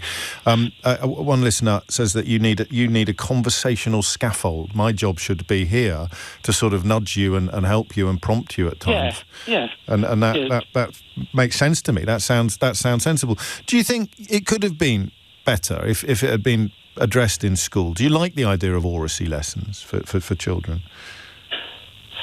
Yes. I can't see how it could be any worse. There can't be any downside to it, can there? And I don't know if it's appropriate for me to say this, but a lot of people are getting in touch to say that you sound absolutely lovely. Pamela wants me to tell you that you're perfectly normal and she doesn't know what you're worried about. So thank you. You're going to become a regular now, Ian. I'll be struggling to get you off the phone every day. Yeah, maybe. We shall see. Have a lovely weekend, and thank you for that. I can feel some of the clouds clearing. I've got this image almost of, because I get a thought and immediately it's a word. But what if you get a thought that is not immediately a word? You've still got the thought and it get almost like stuck. Can't get it out, and then. That's why he talks of esprit d'escalier. You're on your way down the back stairs after leaving the room and you suddenly think, that's what I should have said. That's the word I wanted to describe the sense, the feeling. What? I don't know. Sarah's in Shrewsbury. Sarah, what would you like to say? Hi. Hello. Wow. I have had this horrible oral Take your time. For years, Okay. and hearing about oracy is a kind of incredibly painful thing because I feel that oracy is also about things like listening. And I've had a life of horrible kind of events happen because I have this impediment, and I think oracy is important, but I also think it's important to really emphasise the individuality and the kind of that not everyone will have a kind of automatic mouth. I do not have an automatic mouth. I have a variable impediment. And I think that if oracy also involved recognising that and acknowledging that and actually really listening, that would really help. What a brilliant point. Thank you. Now I don't know whether I should be prompting you or not. This is Thank you so much. It's really amazing. I think that would really, really help. Because what we're doing, what you're worried about, and you've expressed it quite perfectly, is the fear that by teaching oracy, we almost excuse ourselves from the responsibility of taking care to listen to people like you. Yes. And everything that I would kind of raise about this or about, anything else in our world is as valid as anyone else's. And I am a huge kind of, I am a huge fan. And I often am. I really want to ring up and say, da da da da da. And I feel often just very, very, very but if I say that, it will kind of appear funny and strange. And I think one of the issues about impediments like this is there's a huge amount around them of shame. Yes. I really have spent a long time ashamed that why aren't I as able? And if oracy involves acknowledging the wide range of verbal kind of issues, that is a wonderful thing. But I think oracy, as everyone speaks like this, that isn't in any way at all helpful. So I really am happy that I finally rung in, and I really appreciate that. Well, that makes two of us. That makes two of us. But I'm not letting you go yet. I'm not letting you go yet. I would like to ask you a couple of other things, if I may. Of course. And the first is, what do you like on paper with words? I write about elections. I write about wars. in that What, sense, I'm very, for a very living? perceptive. Yes, I'm very perceptive. I'm very eloquent. I have a huge kind of a verbal range. Yeah. The issue is in out loud. So that also is hard because how I represent Sarah online, say, isn't how I am kind of really, and it's this horrible absence of kind of like my actual opinions about, you know, different things. They are lost. Yes. And I've spent years essentially not representing really who I am. Yeah. So. Yeah, that frustration is very easy for me to understand now, but it wasn't before I spoke to you. Thank you. No, thank very you. much. So, and final question. Yeah. I mean, this was always the case from earliest childhood. Yes. It kind of appeared as a kind of infant, and then it worsened massively when I was kind of exposed around peers who were kind of a bit like going, "What's up with her?" Did they and bully kind you? of everything. Oh, massively. I've had scumbags, innumerable kind of And that, of course, is why you come at this from the point of care and concern for people who may not be understood and listened to. Yeah, I really do. You're brilliant. Yeah, I really do. You're brilliant. Okay, then. Thank you. Are you okay? It was amazing. I've spoken to 1.4 million people, which I wasn't expecting. They might not all be listening at precisely this moment, but they can, of course, listen back on the LBC app as well, Sarah. So technically, you've spoken to an infinite number of people, or your words could reach every... Thank you so much. That's very moving to hear it explained so well, particularly with the counterpoint of being so dexterous in print, of being able to write perfectly. I know people in that sort of space, but I've never taken the time to wonder what it would be like. Thank you so much. It's coming up. It's just gone 28 minutes after 11. Touching a lot of nerves as well, Sarah. Touching a lot of people, never mind nerves. What an amazing call, writes Esther. I can so relate. I have so much to say, but I'm terrified of calling or talking. Occasionally I have, and I always come away feeling stupid and inarticulate, James. It's mortifying. Well, I hope not. I hope I've never contributed to you feeling stupid or inarticulate, but you need to be more Sarah, don't we? I do. Listen more. And Sue's been in touch. I know Sarah very well, very, very well even. She is adorable and her contribution was brilliant. I couldn't agree more. It's coming up to 11:30. Let me give you a quick reminder of some stuff that's coming up later in the programme. Lisa Kenevan will join us in about 15 or 16 minutes' time. She lost her boy, Isaac, to, she believes, to a sort of online craze. And I want to know what she thinks about the announcements today regarding online safety. Andy Hughes will join us at 12:30 to talk about his exclusive investigation into some of the foreign agents fomenting violence towards migrants in this country, towards the buildings in which refugees are housed. And then I have a remarkable full disclosure for you this week as well, with the Foreign Secretary, David Lammy, who I don't think... I mean, the thing about full disclosure, it's not a journalist desperately trying to get news stories out of a politician. It's a leisurely stroll through a life. And a large focus of it is actually childhood. And I'm fairly confident there will be a lot about David Lammy that you had no clue of, including the fact that his mother wanted him to be the Black Aled Jones at one point, and he had the voice. But that will be shared with you before close of play today as well. It's 11:30. Thomas Watts has your headlines. James O'Brien on LBC. It is 11:33 and you are listening to James O'Brien on LBC. This has really opened up I don't want to say a Pandora's box, but I can't think of a better phrase. I've listened for years. I think this subject is the most relevant to me that I've ever heard you discuss. To the outside world, I'm a very laid-back person who's never fazed by anything. However, I ignore the office phone when it rings. I will send 5 emails to someone rather than pick up the phone, even if I know I need an answer now. I'd be, quote, happy to wait for days for a reply instead. If a colleague asked if I'd made the phone call, I'd make up a lie that they didn't answer or were out of the office. And I feel I'm getting worse. For me, I think it's confidence and the fear of being intimidated. This is really moving because the the awareness of what's going on is acute. I'm considering CBT therapy, as while I managed to hide it well, it is now badly affecting my work. And you are far from alone. This is from G. Thank you so much for bringing up this subject. I thought I was the only one like this. It's very hard for me to speak or have a conversation with other people, just like the first caller you had, the gentleman. Thank you so much for doing it. Well, I mean, listen, I'm just the conduit. I'm just that weirdo on the radio asking people who don't like talking to ring in and talk to me. But thank you to the people who have, because you've justified the decision already entirely. Ed's in Norwich. Ed, what would you like to say?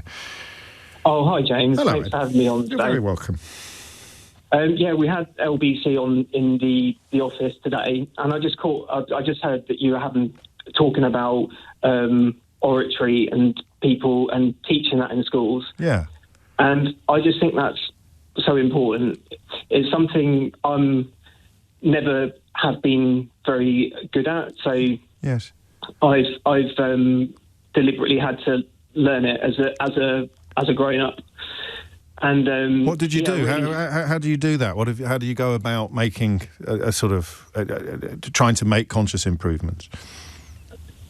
I went to a meeting called an organisation called Toastmasters, which is for public speaking. Okay. So I meet up with a group of people who trying to do the same thing, really. And that's what I've done, which I've done for a couple of years. Is it helping? And that's been really.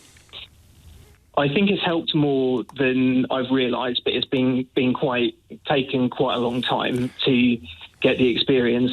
And just listening to your last caller, I caught just the half of that call, and really it resonated with me, the frustration that I could hear there. And it's good to know that there's other people as well. Phone's ringing off the hook, which, when you consider how hard it would be for many people to contribute to a conversation like this, is doubly fascinating. I just want to try and get it, if I can, into words.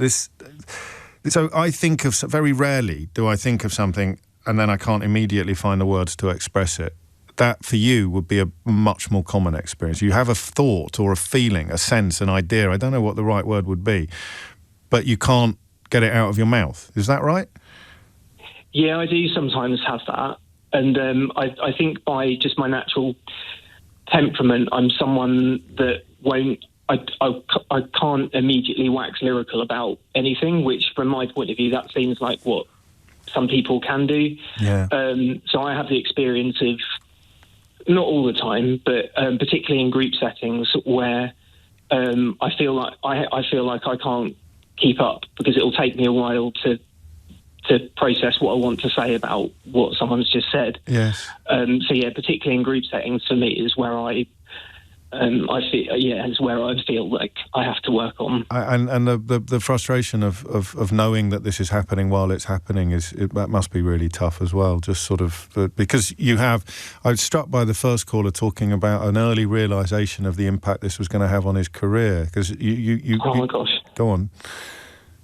You have an idea of the path that you could be on but can't quite get on because of this issue. Yeah, that's really good that they had that awareness about that.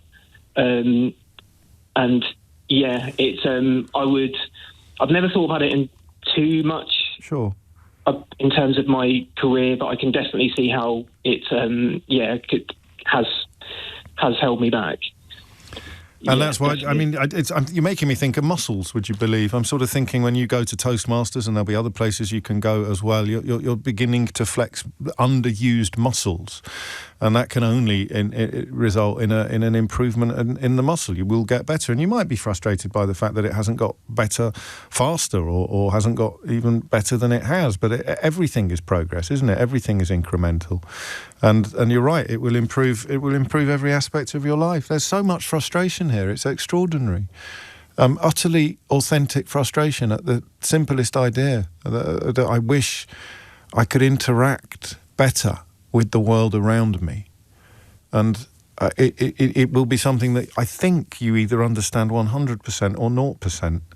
I think it's one of those conversations, isn't it, where there'll be some people listening who, as that texter said, I think it might be the most relevant conversation they've ever heard on the radio to their own existence. And there'll be other people listening, like me, who have pretty close to zero experience of what is being described, but we now have much better understanding. Leslie is in Lewisham. Leslie, what would you like to say? Hi, James. Hello. Yeah, thanks for having me. I was born with no confidence whatsoever. I was the most unconfident child, and I had an absolute fear of speaking up. I just didn't have a voice. It just internalized everything. Yeah. I had phone fear. I wouldn't pick up the phone to talk to anyone. I would hide behind my dad when a stranger came to the house. I was such an unconfident young person. Right. And then I went to journalism school because I wanted to be a writer, because I've always been comfortable with words. Okay. And I was always going to be an editor, more behind the scenes. But as part of my journalism class, I had to take and pass a public speaking class. Right. And I couldn't do it. I just couldn't do it. And what happened when you tried? I froze. You've heard of, crippling stage fright? I didn't have that. I had rigor mortis stage fright. It was awful. I just froze. I couldn't get the words out. I stumbled. I was so worried what people would think. Yeah. And what I know now, and I wish I'd known then, I wish someone had taught me then, is that when you stand up in front of people and open your mouth, you're automatically in a position of authority. And it doesn't matter to an extent what you say, because you are controlling the narrative. And I know that now. And now I'm a comedian, and I do this all the time. And it took me until I was 47 years old to do my first comedy set. It took me decades because I was just so covered in fear, and I wish I'd done it sooner. And I wish someone had encouraged me when I was young. So do I. I'm sorry. Was it an incremental change, or was there a penny drop moment? Did you do something that you worked on slowly and got better and better to the point where you're thinking, I know what I'll do next. I'll go and stand on stage and tell jokes? Well, yeah, it was a bit incremental. So in that public speaking course, when my professor pulled me aside and said, you've got to do something. And I said, what? And he said, I don't know. I said, you're the professor. But I looked around for some way to spend more time on stage, and the only thing I could find at the time was a production of Rocky Horror. Okay. Which is a bit extreme. Oh, that's jumping in at the deep end, isn't it, when it comes to performance? Well, but I think stage fright and being worried about speaking is worrying what people are going to think of you. But when you do something like that, there's no way anyone could really think that was me. So I realized that I was controlling what they thought to a certain extent. Yeah. So it was empowering that way. And then off and on for the next 20 years, I kind of dipped my toe into public speaking, but I never really found my voice until I decided to try a comedy set once as a bucket list item. And that was 6 years ago, and now I'm taking 2 shows to the Edinburgh Fringe next week. Go on, have a free advert. Thank you. Can I promote my show? Yeah, of course you can. Oh, thank you. So my stand-up show is called Leslie Gold, Tall Girl Energy, where I tackle the challenges of being a tiny woman in a world built for the average man.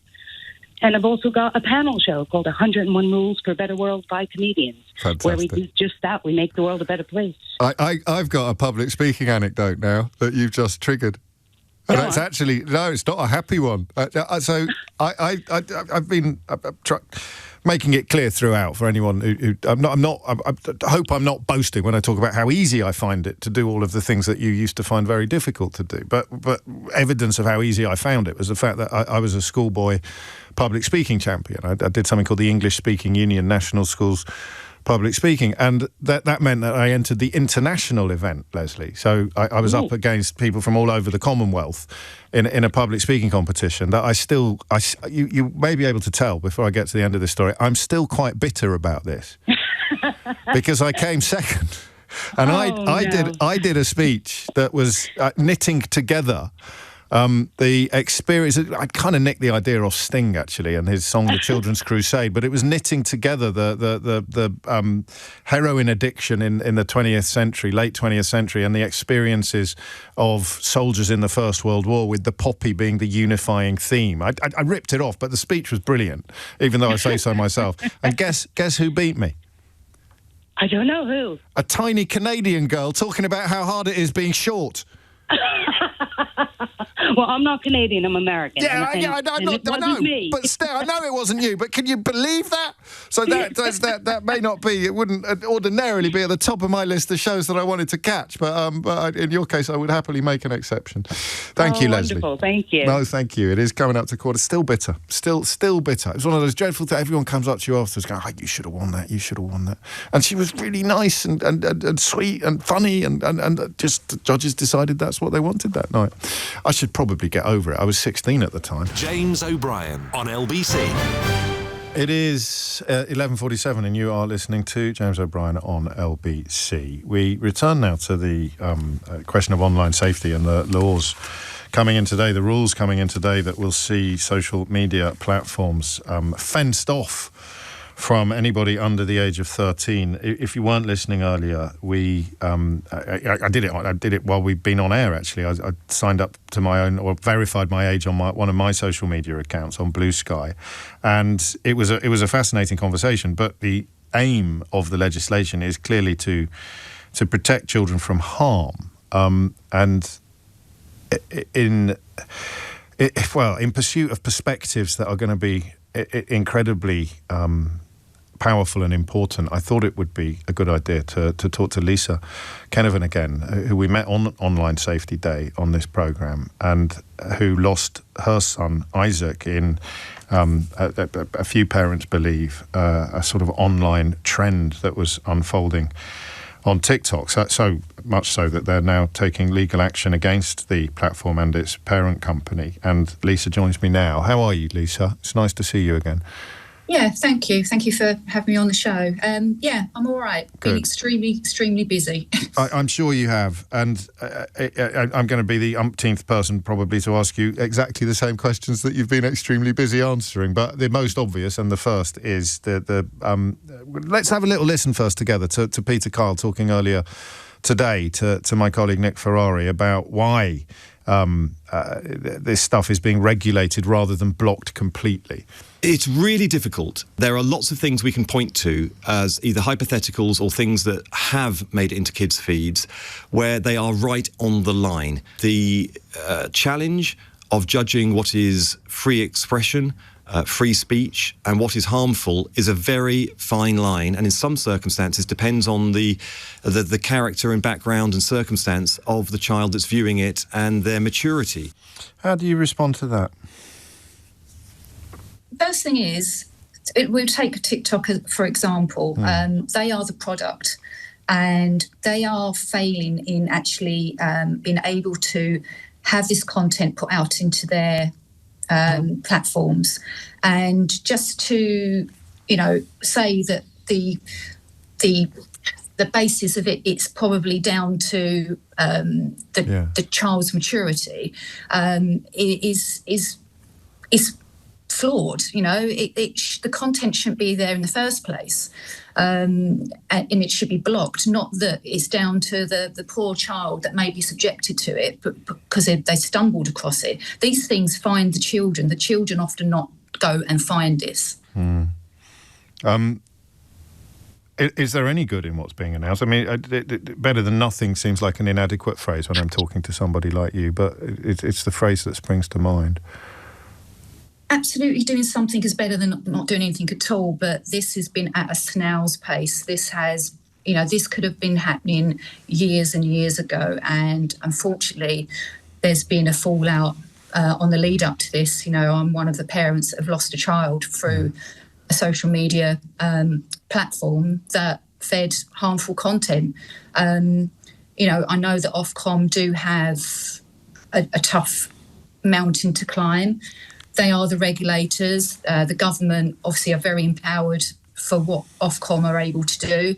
But one of the concerning things for me is that if a person has a complaint about a site, what powers do they have? Do they go straight to the platforms? Do they go straight to Ofcom? Because how does Ofcom know that they are breaching what they should be putting in place from today? I mean, I know that you would have been working through grief, you still are, but when you started trying to find out more about what had happened online, what were you most shocked to discover? Was it that accountability vacuum? Yeah, it has to be accountability, because what comes across with the corporate statements that come out, these platforms are not fit for purpose, for one.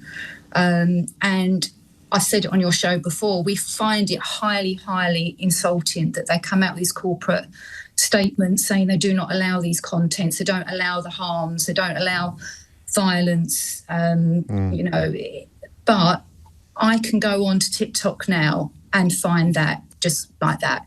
And earlier, a couple of the people in our group actually was able to access pornography sites and with only just a tick box. And I know it's early days, but I thought that Ofcom were really channeling into the adult world of pornography to get that really stringent age verification put in place as soon as possible. But it just seems a little bit farcical that we was able to actually access that earlier today.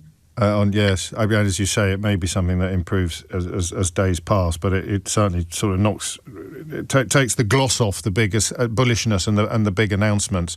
I know you're busy. I won't keep you for much longer, and I will at the end of this conversation. I'll have to read out one of those corporate statements, don't you? So I should probably give you a heads up in advance.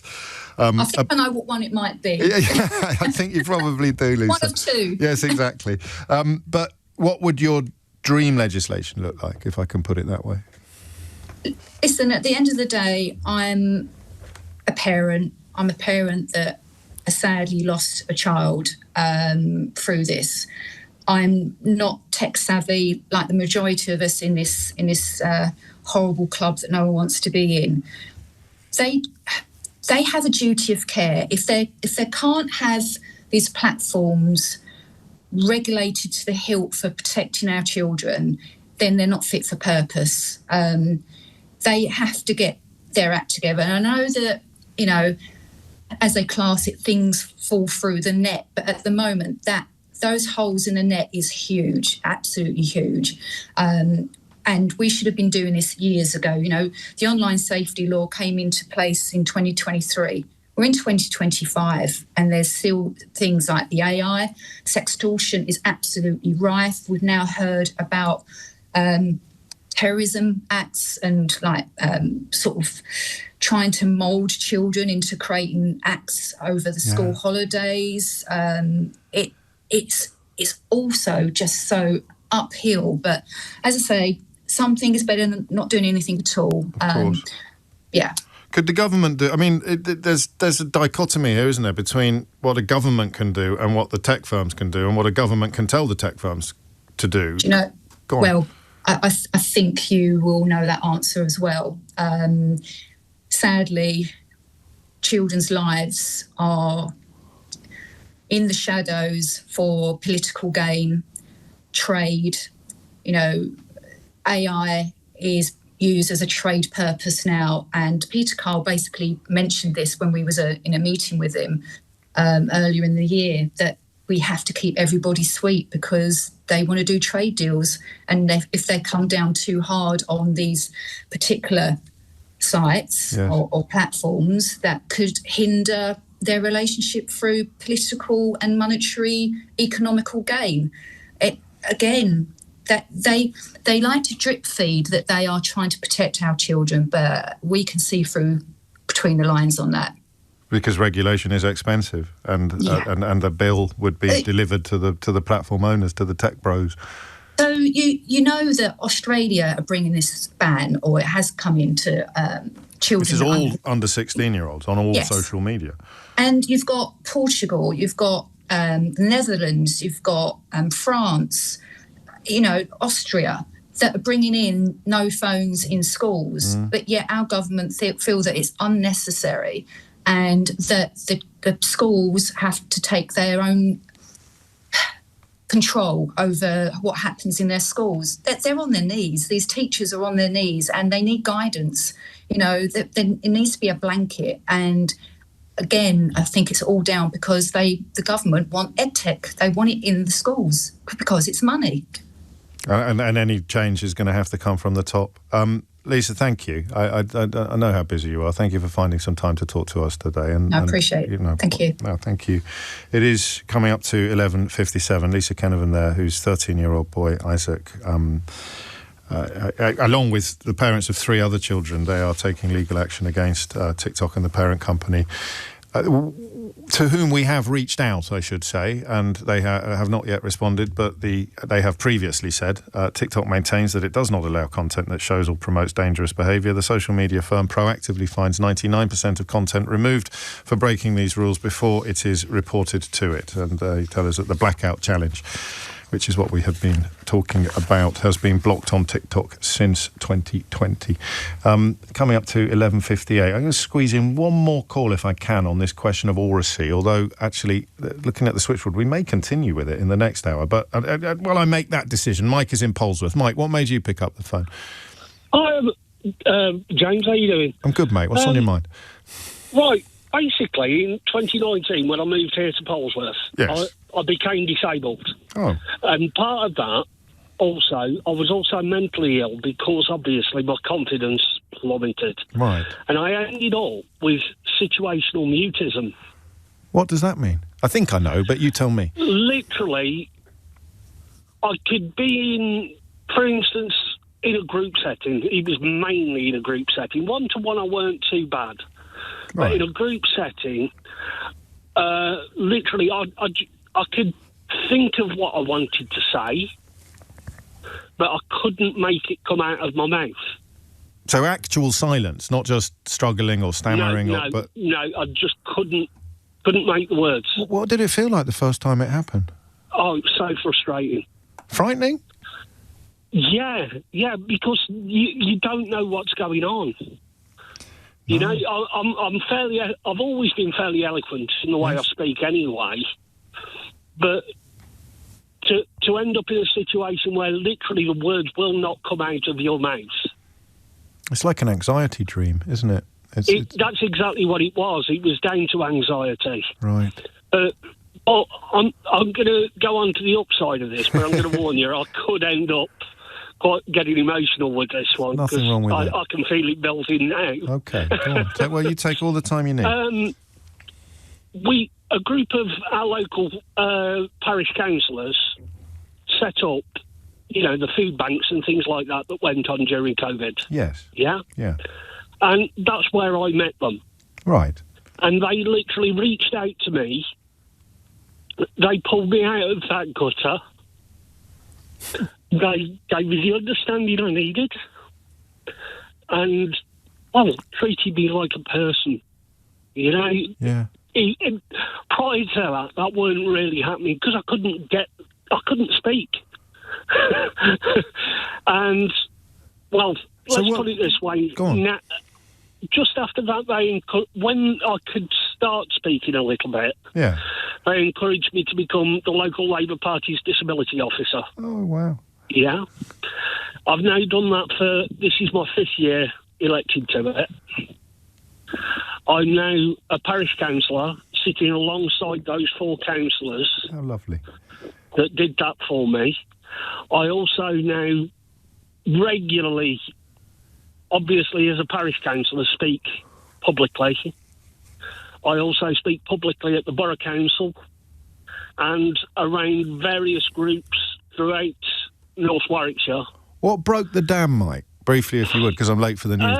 But what broke the first time after the first time that you felt the selective mutism disappearing into the distance? I still have moments. Stammers. Okay. It's more stammers than anything else. Yeah. But I think it was literally a case. I think we went out for a pint or something one night. They all invited me out for a beer. So you just relaxed, didn't you? Yeah, and I was chilled. I had a couple of beers, And I say we're not recommending alcohol as a treatment for anxiety. No. But that is the point, isn't it? Is that you felt safe, and then the anxiety that had caused the selective mutism began to abate. What a lovely story, and you tell it so well. Thank you, Mike. The time now is 12:01. James O'Brien on LBC. It is 5 minutes after 12 and you're listening to James O'Brien on LBC. We'll find ways back into that subject in the future. I think it's important, isn't it? And I really take on board what Sarah said about listening. So we're talking about oracy and how we can help people improve their communication skills. It sounds a bit dry, doesn't it? A bit anodyne. Their ability to interact with the world around them through words, through spoken word, not just standing on stage delivering speeches, but conversing, communing. But also, for the rest of us, perhaps a little bit more sensitivity to people who struggle to do it as easily as we do, or as easily as some do. And that should be part of the educational challenge as well. I have not talked, would you believe, I must be the only person on the planet that hasn't talked about this subject. It's Friday, it's just after 12 noon, so we generally lean towards something a little lighter at this point in the week. And I am stunned that this story is still here. That there is a new development in a story that has gone around the world in a way that I can barely remember anything moving quite so far, quite so quickly. If you said, what's the most viral thing ever? Do you remember that dress that was two different colours, depending on how you looked at it? That was fairly big, but it didn't feel like this. You must know already what I'm talking about. Was it Will Smith at the Oscars punching somebody? I don't know who did he punch. I just slipped my mind temporarily. That's what I was talking about in the last hour. 12:06 is the time. The most viral thing ever, but it doesn't quite work, does it? The Will Smith moment, because he knew exactly what he was doing. It was Chris Rock he punched, I think, and this event, this moment, has, I think, almost redefined the genre of viral meme. I don't know. I think it was a slap, not a punch. But anyway, that's irrelevant. I'm talking about the Coldplay concert. I'm talking about the two people at the Coldplay concert who were on, it's called a kiss cam usually, and it's a staple of American sports where the camera will pick out a couple in the crowd and they're supposed to kiss each other and then everybody cheers. It depends how online you are, I suppose, but for British people it's a bit odd, I think. But the tradition is old in America, and it's even got sort of classic examples of it, and people who subvert the trope, and famous clips of someone where he seemed less keen than she did on the idea of kissing, so she kissed a stranger next to her, and there's all sorts of someone who didn't look up from his phone. There's all sorts of stuff. It's the dog. Is it the dog in Richmond Park? That was the breakthrough moment. Fenton! The dog chased after the deer in Richmond Park. That went absolutely bonkers. I don't think it would now. That's interesting. Do you think it would now? I don't think it would now. Because we hadn't seen it before. We didn't get the clips. They were still quite new. It must have just been at the moment of high take-up of technology, smartphones. If you were plotting the take-up of smartphones, and that clip was one of the first extraordinary... I don't think it would get anything like the traffic today that it got then. Fenton. God, I hadn't thought about Fenton in years. Thank you, Tom. So, a man and a woman watching a Coldplay concert. I don't really need to do this, because if you haven't seen it, you must have been living under a rock. And she is standing in front of him, and he has her arms wrapped around her, and her arms are wrapped around his arms, and they are swaying in time to the music. Embarrassing enough to be caught at a Coldplay concert. I couldn't resist doing that joke. It's so obvious, and it's so lazy. But the camera finds them, and their reaction is about as close to pure panic as you will ever see in life. There is a sort of dumbstruck horror on her face. My Nigel Farage interview went a bit viral, but that was before things did, Sarah. That was before things went viral. That was a sort of semi-viral clip before viral clips were a thing. When someone rang in and told him that they'd been kicked in the head by a horse, that was in the heyday of viral clips, and that one went absolutely bonkers, but nowhere near as bonkers as this. And I want to know why. That's all. I want to know why you think this has gained the attention and the traction that it has, because it is still going on today. It's been announced today that the woman in the footage, who was chief people officer at the tech company where the CEO of which she was embracing at the Coldplay concert, is no longer working for the company. So she appears to have stepped down. He left last week after the firm announced that he would be placed on leave and investigated. I love the way the BBC reports these things sometimes. They in their coverage of it, they say the BBC has been unable to independently confirm the identities of either person in the clip, which is the sound of a lawyer sharpening their pencil in a newsroom. Everybody else has identified, well, the internet has identified who they were, and the fact that these two people are no longer in their jobs suggests that they've identified them correctly. And I want to unpick the sheer scale of interest in it. Okay? I mean, I can't really talk about the South Park stuff that is also going pretty viral at the moment because it's so naughty. I can just encourage you, as if you're of age and you've verified your age on whatever app you're using, I would just encourage you to check out what the lads from South Park did on their first show in their new home at Paramount. It is a thing of, I mean, absolute genius, but also very, very naughty. But I can talk about this. And I want you to tell me why you think this exploded as much as it did. So that's the point. Okay, what is it? What does it say about the zeitgeist? I don't know how sophisticated you're feeling, because we could bring Fenton into it. We could bring that dog into what that told us about the zeitgeist, because I think we're in two very different zeitgeists. The one about the Coldplay concert that intrigues me the most is the fact that we are all completely used to viral clips. There's nothing new now about a clip of somebody caught in an embarrassing circumstance. The internet is full of things that have been filmed on CCTV. My algorithm got a bit corrupted by people falling over earlier this year. It was filling up with footage of people falling over, and I really enjoyed it. It used to make me giggle. But then it gets a bit moving into territory where it looked like someone might have ended up getting hurt, and I didn't enjoy watching that at all. I like people falling into swimming pools, and you can just watch enough to see them get out again. So we live in a world where everybody is familiar with the footage, the snatched footage, the unexpected footage, the clip, you know, and yet this one went absolutely bananas. And I don't really know why. And I want you to tell me your theories, all right? 0345 6060 973 is the number that you need. It's going to be a bunch of things. And in its simplest, it might just be the innate comedy, the slapstick nature of the reactions. But I don't know, and I don't want to put words into your mouth. It did occur to me that if they hadn't panicked, they would still be in their jobs and neither of their partners would know about it. I kind of thought to myself, if they just styled it out, what's the likelihood of anybody else watching back a concert or anybody else paying enough attention while they're in the arena? You just style it out. Don't look as if you're doing something wrong, because the minute you look as if you're doing something wrong, someone might suggest that you might be doing something. So anyway, that's what I want you to tell me. What does it say about our society is the pompous way of asking the question.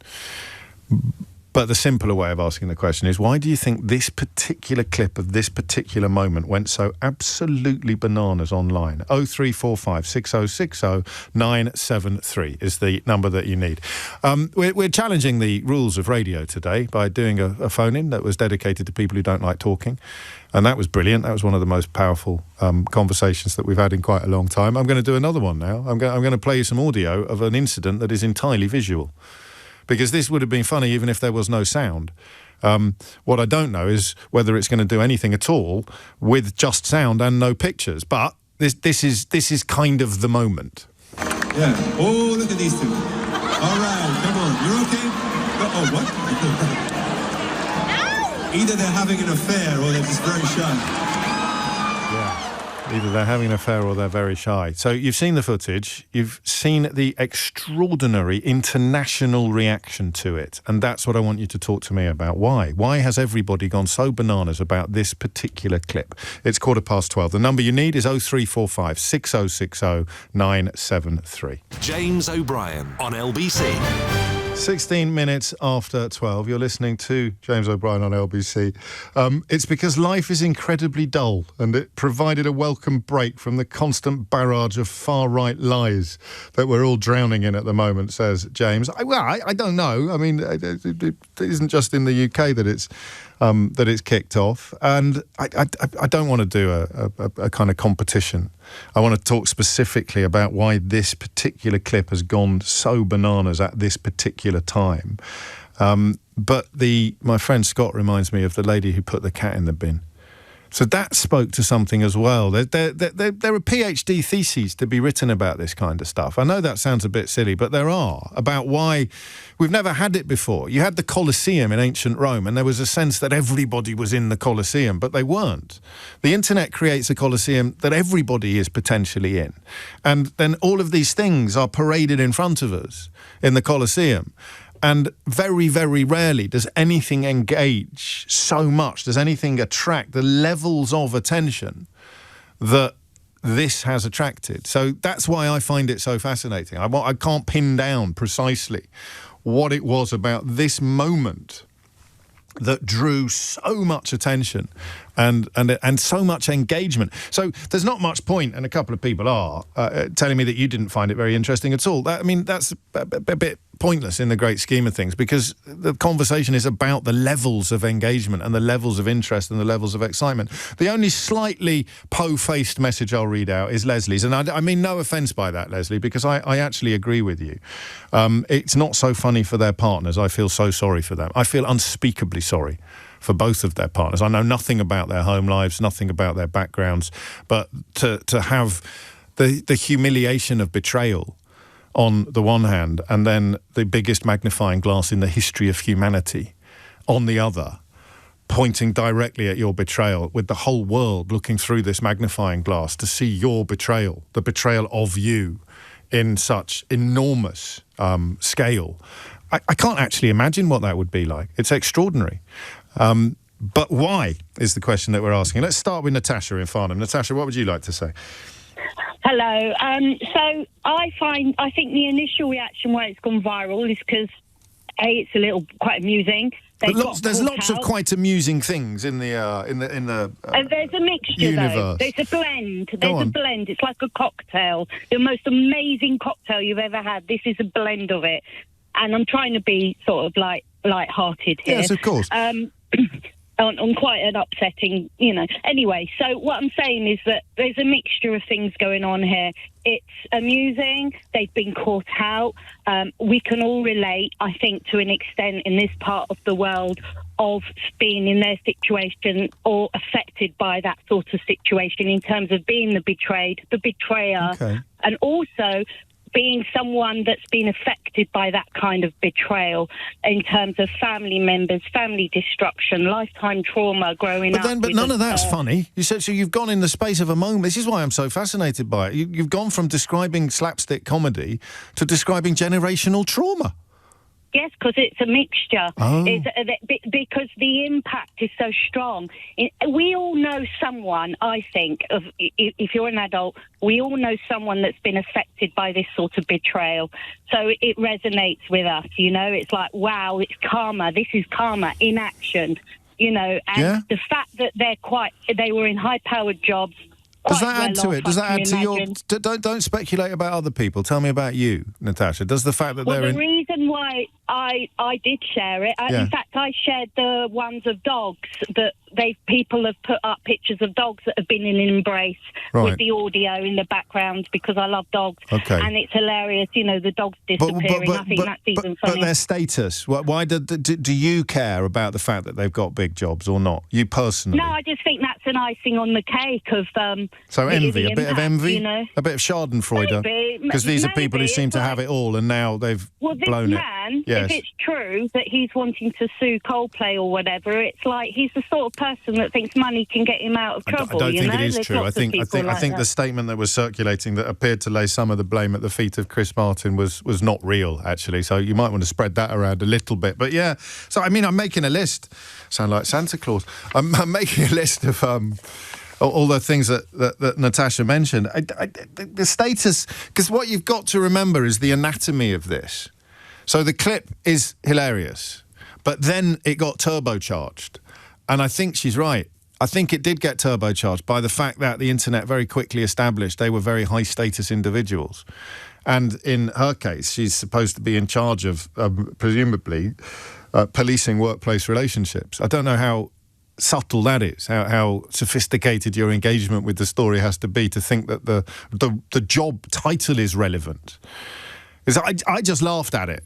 And then I kind of wondered why it had gone so bonkers and realised that the status of the people involved had turbocharged the original slapstick comedy. And then when you read that she's effectively in HR, which is what I think being a people officer means, I presume it does, then and we live in a world where workplace relationships are more fraught and complex and indeed forbidden than ever before, you get another layer of comedy. It's, it's the person in charge of stopping things like this from happening who's been caught in the middle of one of the things she's supposed to be with the actual boss, with the actual CEO. So status, so much kicks in. Status kicks in.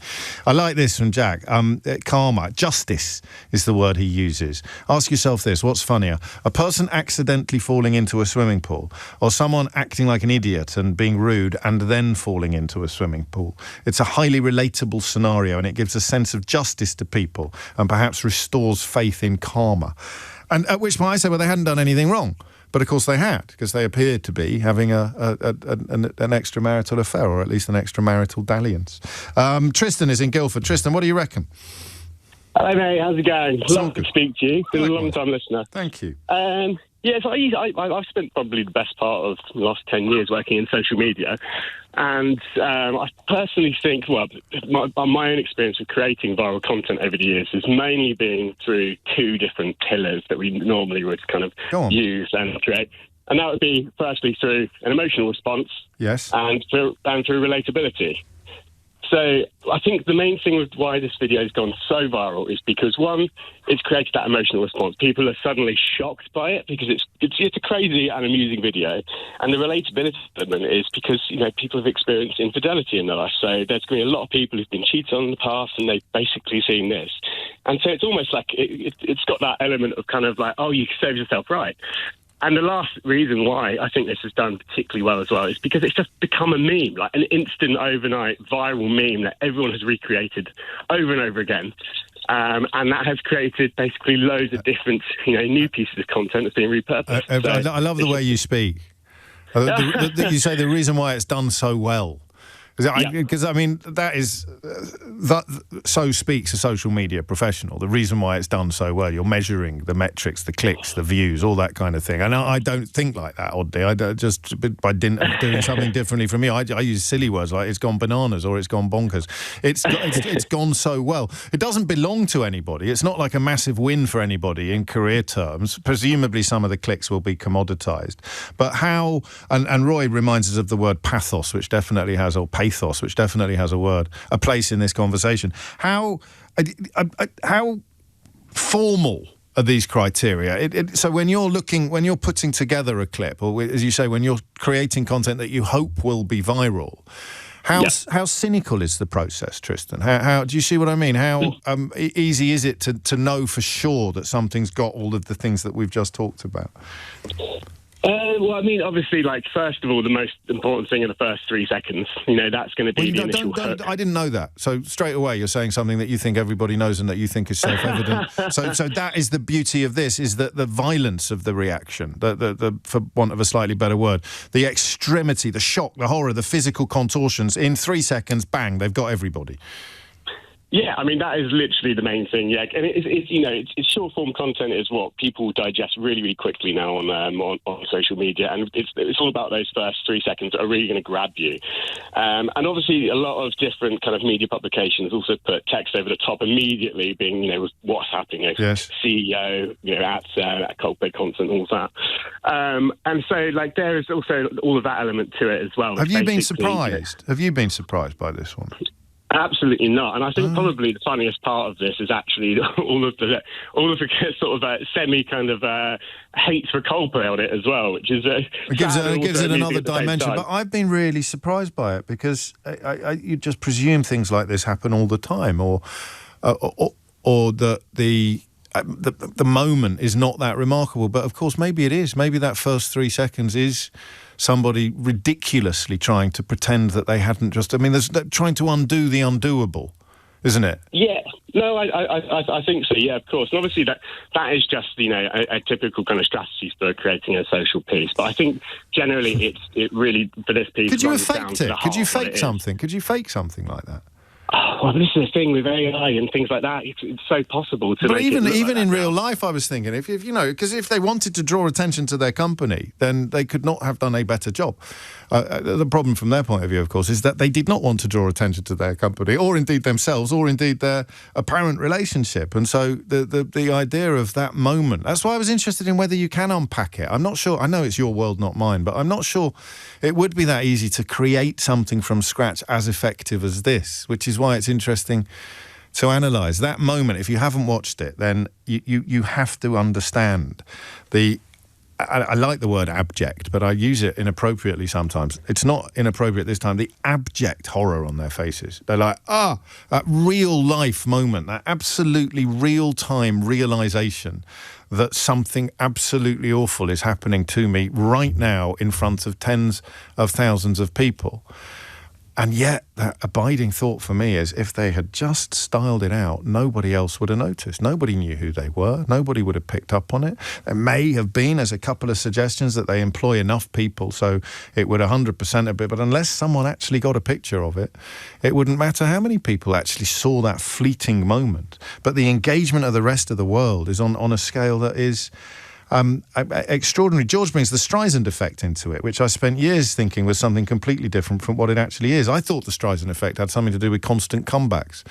So you'd say, this is my farewell tour, and then you'd have another farewell tour 2 years later. I thought that was the Streisand effect. The Streisand effect was about a house she had that she didn't want newspapers to publish a picture of. But by bringing in an attempted legal case to prevent the newspaper from printing the picture and losing, the picture ended up being seen by millions and millions and millions more people than would have seen it if she'd stayed quiet in the first place. It's coming up to 12:30. You are listening to James O'Brien on LBC. If you're wondering what we're talking about, because you've just tuned in, the answer is simple. The woman in that viral clip of two people embracing at a Coldplay concert is no longer in her job. Her departure follows the departure of the man in that viral clip. I don't know, am I being a little bit holier than thou when I decide in my own mind not to say their names out? It's a bit blooming late to try to keep their names out of the story, but I do think about partners and children. She's no longer in her job, so I can't remember a clip, in quotes, that has gone as viral, in quotes, as this one in all the time that we've been living in a world where clips go viral. It's coming up to 12:30. After the news, Andy Hughes will join us with more detail on this. It's an incredible story, but it is, once you hear the details, all too credible. It's entirely believable. But you need to find out more, and you will do after the latest headlines with Amelia Cox. James O'Brien on LBC. 12:33 is the time. You're listening to James O'Brien on LBC. Before I introduce Andy Hughes, our crime correspondent and co-host of the Crime Agents podcast, I'll just give you a quick heads up on something that we haven't talked about yet, but which is increasingly disturbing. And it's the way in which many people are denigrating this country. It's quite extraordinary to see. Two things are happening. People are perpetrating myths that this is somehow a terrible place to live and relishing the perpetration of those myths. There was a piece, I think, in the Times yesterday by a writer who's moved to Portugal and who wrote about how awful Britain is. And it's simply not true. It's observably untrue. But there seems to be a market in really, really denigrating this country and describing it in the most awful of terms. There was an extraordinary interview on Sky News the other day with Sophie Ridge when a politician from Farage's outfit was claiming that her child is terrified of people in balaclavas whenever he gets on a train, and that everyone in America thinks that this... She was in Chicago and New York and was somehow expressing the idea that London had a particular problem with violence or with crime. The things are obviously untrue, but somehow they're popular. We're probably back to online virality and things that make you money or get you attention online. And I've been thinking, particularly with reference to the riots or the protests outside the hotel in Epping, where refugees are being housed, and the obvious infiltration of local people who have concerns because a young woman has made allegations about a man who lives in there. And those are genuine concerns. People worried about things happening to their children are perfectly respectable positions. But some of the people turning up are obviously there for trouble. And I watched it about 2 days ago, and I thought, for some reason, I started thinking about Vladimir Putin. And I just started thinking, this is perfect. The portrayal of our country as being, on the one hand, absolutely awful, which we're now getting from British journalists as well as from online sort of edgelords. And then the second bit about the relish with which people are talking about violence on our streets. It's almost as if they can't contain their excitement about the prospect of it happening. And I found myself thinking, Russia doesn't need to get stuck into fomenting problems in this country anymore, because we are now doing it ourselves. And then, lo and behold, I come to work today and Andy's got a story that does actually take us back to Russia. It does, James. So, obviously, there's lots of online activity around Epping Hotel. So what we did is we analysed this activity, and what we found is that far-right neo-Nazi accounts from Russia, from America, and across Europe are encouraging people to travel to Essex and cause trouble. Now, this is something that locals who have been protesting have said that they want nothing to do with. So those foreign state actors, though, only account for a sixth of the activity. Most is homegrown. Right. And we've identified 2 UK-based far-right groups who've been encouraging large crowds to gather at the Bell Hotel in Epping this Sunday. Those groups are called Homeland and Patriotic Alternative. And it's these same groups that were behind a large amount of the disorder in the last summer's riots. And also there was a large-scale disorder in 2023 outside migrant hotels. Do you have to be following them to see that? I mean, do you have to be susceptible to their sort of warped ideology for this stuff to appear in front of you, or are they casting their net wider than that? They're casting their net wider. Just to give you like a little breakdown, I mean, so there are around 200 posts from these far right groups. Right. Both foreign and domestic. They've been shared way over 1 million times. Right, now, part of my story today is that a couple of the members from Homeland have set up a Facebook group, and that group purports to be caring for the people of Epping, but the people behind this account are actually members of Homeland, and that has nearly 2,000 members now. So if you log on to Facebook, these things can be shared on things like Facebook. But a large amount of the activity is on Telegram, where you can follow these people. And how do you find it? How do you track? Who's tracked it back to these individuals? So, and the groups you've mentioned, even Michael Gove labelled them as extremist when he was community secretary. He did, exactly, yeah. And the authorities will be monitoring these groups closely. So we work with a guy called Ned Mendez from Clash Digital, and his thoughts on this are fascinating. Here's what he had to say.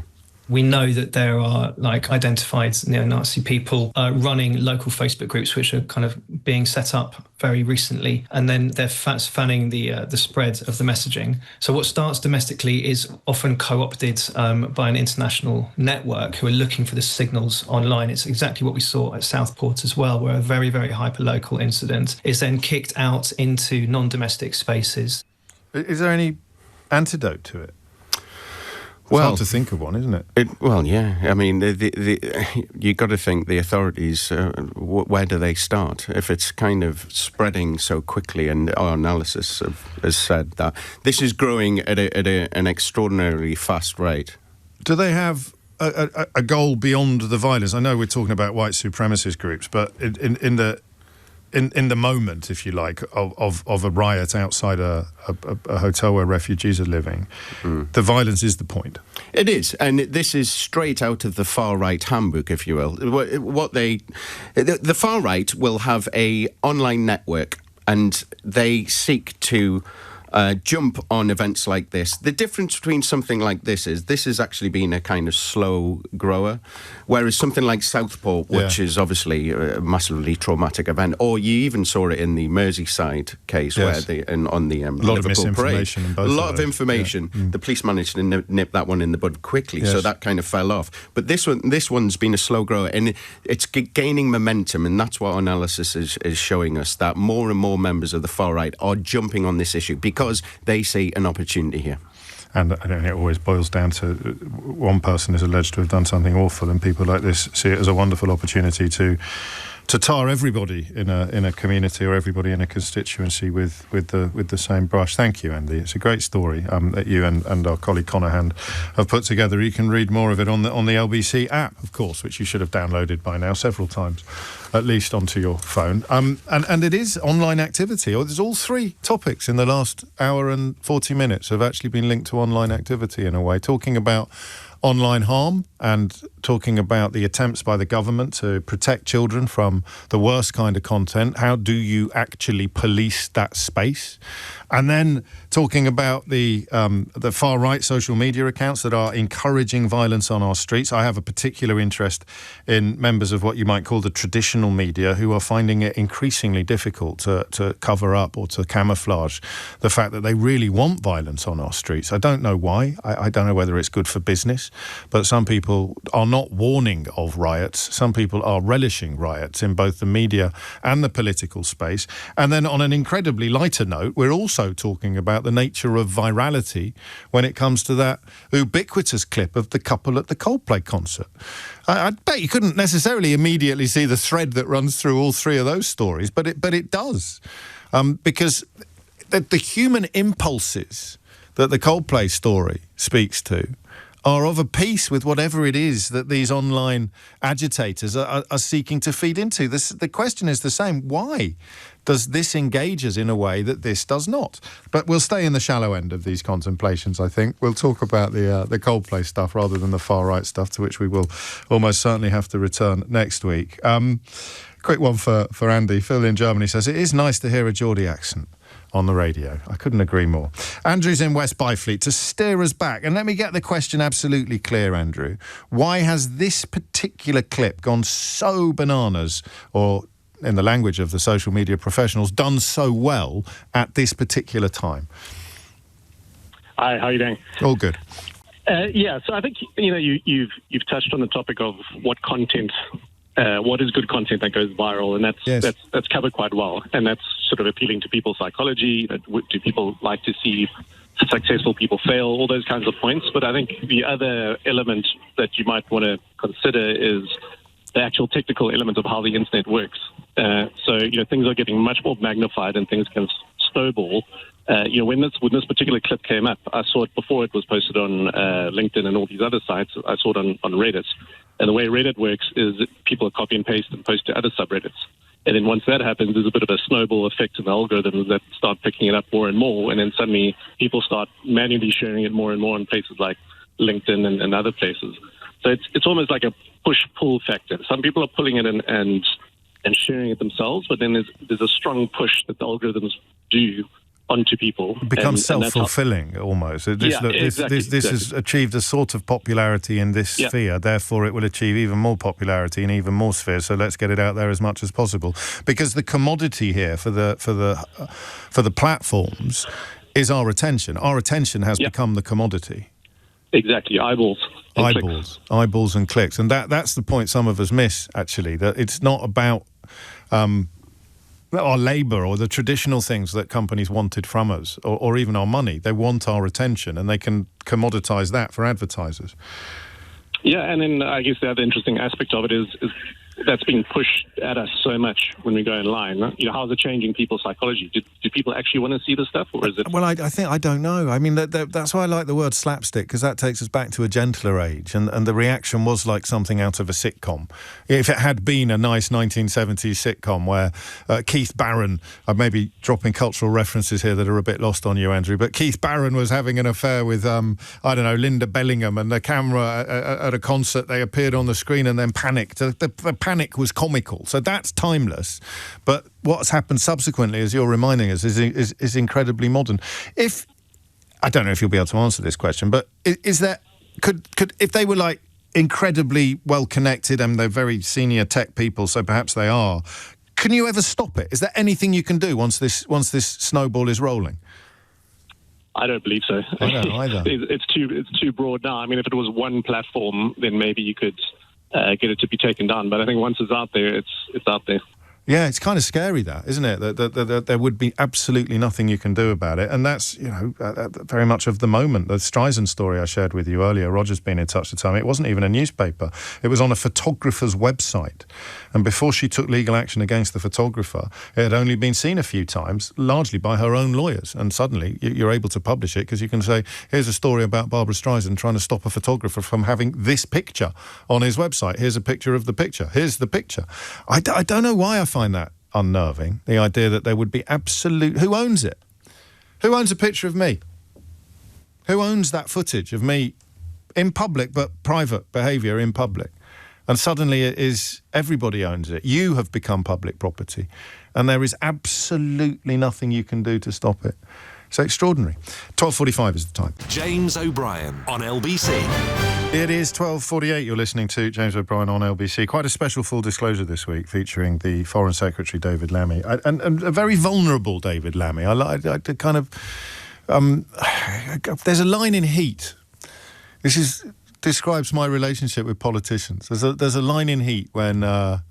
I love that film. I saw it on a big screen this week, and it's a long old film, but my goodness me, it flies by. It's probably the second fastest 3 hours that you can spend in company after this show. I watched it on the other night, and there's the scene where Robert De Niro and Al Pacino have a coffee together. So I'm conscious of spoilers. I don't want to give any spoilers, but Pacino is a cop, and De Niro is a master criminal. And Pacino is on De Niro's case. He's on his tail. He knows there's something brewing, and he kind of effects a meeting with him in a cafe, and the chemistry's extraordinary. And he says something. It's like, I've met you now. I'd love to do the accent, but I think you might be driving. I don't want you to crash the car laughing. I've met you now. He says, I've met you now, and. It doesn't say I like you, but he says I know you. The humanity is established between the two of them, the cop and the master criminal, and he explains how it changes the way he feels, or how he will feel when he has to take him down. I will still take you down, and I for reasons, I found myself thinking about why interviewing politicians is a bit tricky for me sometimes, because if I spend an hour with somebody, I will generally come out liking them. And it means that if I have to put the boot into a politician at some point subsequently, it will be a different feeling for me. It will feel differently from how it would have done if we hadn't had that connection, if we hadn't had that human connection. And I suspect that is the only time that an exchange between Robert De Niro and Al Pacino is going to be cited in the context of a radio presenter interviewing a politician. But there was a vulnerability to the conversation that I was quite moved by. So I look forward to playing you a little clip of it shortly. But before that, we return to the vexed question of why this particular clip of the couple at the Coldplay concert it's reached parts that no clip has ever reached before, hasn't it? It's achieved a scale of coverage, a level of engagement, an amount of attention that I can't remember ever being achieved before. And I want to know why. I want to know what it is, because that is one of the great questions of our age. What works? online. You could solve that if you could provide the definitive answer. If you could go definitive on Mystery Hour in answer to the question, what works online, you'd be the richest person on the planet by Christmas. You'd be 100%, absolutely. Algorithms churning away. But why did that one go so bananas? Dan's in Southfields. Dan, what do you reckon? Morning, James. Hello. I was about to say the same. If any individual knew the secret to that, they'd be a very rich person. Yeah. All you can do is really kind of guess at it, right? But I would say it tells a story, a very clear story, in a very concentrated time span. So that kind of micro, form of consumption, and even without any subtext, any context, you can establish more or less what's going on.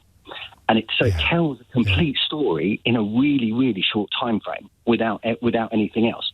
And of course, then the story unravels as there's more information. Then, as he sort of calls them out on the stage, all of that kind of helps propel it. But I think the key is that it tells a story that everybody can relate to. Not saying a fair or not fair, but everybody's been in an embarrassing situation. It's as old as time itself, that story, isn't it? The tale of betrayal. It's up there with Adam and Eve almost. Absolutely, but even if it's just being caught as a child with your sort of hands in the cookie jar, as it were, their reaction was very human as well. So it's quite relatable. Even with the sort of rest. It's like they were trying to rewind it when he started hiding. He went down on his knees, didn't he? He bent double. It was as if. Yeah. I mean, I'd not thought of it like that, as it having a full narrative arc to get temporarily pompous. It's got a beginning, a middle, and an end, and then it had a tail. Exactly. But it tells a story that's actually very relatable, as I say, because everybody's been caught in some sort of embarrassing situation in their life. And as I say, even if it's as a child or whatever. So it is relatable at different levels for all of the audience viewing that. I think you're right. Like a dose of distilled human experience. Indeed. And it kind of combines lots of things that you said. You've got the issue of the kind of Streisand effect where, they're trying to kind of cover it up. And by covering it up, they've actually, rather than styling it out, as you say, by covering it up, they've probably made the problem worse.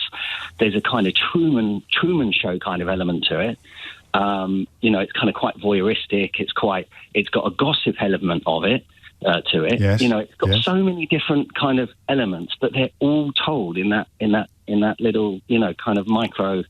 I love it. I like it, and it's a very postmodern phone in this, isn't it? Treating a tiny item of popular culture, which is, of course, what it's become with a bit of intellectual rigour. Do you work in the field, Dan, or are you just like me, an interested observer? Interested observer. I mean, I do a bit of that. I do, but I wouldn't say a huge amount. No, well, I never have any idea when because in some ways we sort of, certainly in the context of British radio, we invented the viral clip on this programme, and I never had any idea back in the day which ones would take off and which ones would disappear. In fact, I was often wrong. I'd often think, that one will go bonkers, and it never did. And then something that I wasn't expecting to go bonkers at all would go absolutely bonkers. And that is, I guess, the holy grail of our age, isn't it? Is breaking down those constituent parts so that you can put them back together in a slightly different way and create a similar level of interest. 12:55 is the time. I don't know, for example, whether any of this interview will go viral with the Foreign Secretary, David Lammy, but I don't care either, because I know that you get an hour, if you like, in what's the word? Almost eavesdropping on a fascinating, I hope, conversation, and one in which the Foreign Secretary displays quite a lot of vulnerability. Here's a little taste of it. I have, up until relatively recently, had imposter syndrome at nearly every critical stage of my life, and certainly on a more personal level, at moments in nearly every decade of my life, struggled with anxiety. Right. So I don't want to. It wasn't all plain sailing. I mean, I don't want to give that impression. No, I should have said seamless rather than effortless. Okay, fine. So you moved smoothly, but yes. While struggling yourself. When did you notice that the imposter syndrome had gone? In this job. Are you serious? Yes, James. Finally, it's gone. What about that? How incredible! Finally, it's gone. And I had I just didn't. And maybe it's also, getting into your 50s. I had no idea. It's just. You mean literally Foreign Secretary, not shadow Foreign Secretary? No, Foreign Secretary. It's always been there. It's always been there. There's always been a moment at every single stage, becoming a parliamentarian. Yes. Stepping out into Tottenham after the riots. I had a panic before I stood up and did the Windrush speech. Every single moment, I can look back. Getting married, and there's a sort of imposter syndrome. Can you? Is this me? Can I do this? Can I carry this off? I literally walked into Number 10. The Prime Minister asked me to be Foreign Secretary. I walked into the Foreign Office, and I'm going to get emotional again, and something just fell off my shoulders. I had arrived, and there was a powerful sense that I'm the right guy in the right job at the right time to do this, and a certain kind of innate confidence in my ability to do this that has carried me through and continues to this day. David Lammy, the Foreign Secretary there, in conversation with me for this week's Full Disclosure. It's a fascinating chat. I'll tell you something funny, though. I nearly called that completely wrong, because he begins. David Lammy used to do a show here at weekends. He used to do a show on LBC on Saturdays, and he absolutely loved it. He's done my holiday cover on a couple of occasions as well. And look how he's gone down in the world now, just having to scratch a living as Foreign Secretary. And he was so enthusiastic, he was so glad to be back in the building that we spent the first few minutes of the interview talking about LBC and how much he enjoyed it and why he enjoyed it and why it's such a great radio station and all. And that was still in my mind. And remember, we're in this building again, the LBC building. So for a second or two, when he sort of had that explosion of energy and enthusiasm, talking about imposter syndrome and saying, I felt it disappear when I got this job. I thought he meant this job. I said, I'm about to go, what, really? Working for LBC cured you of imposter? And luckily I didn't say anything out loud, and he carried on talking, and it became immediately clear that he was talking about becoming Foreign Secretary, not talking about doing my holiday cover on LBC, which would have been an even more remarkable turn of events. That is it from me for another week. Apologies to Andy and Suzanne. I don't know whether we will ever return to the question of the Coldplay clip, but we will no doubt return to the question of why some things online achieve a virality or a level of popularity that other things do not, because that's the $1 million question for our age. If you missed any of today's show, any of this week's shows, you can listen back on Catch Up on Global Player and the LBC app, where you can also stay up to date on all the top stories and opinions. You can put your news categories in the order you want.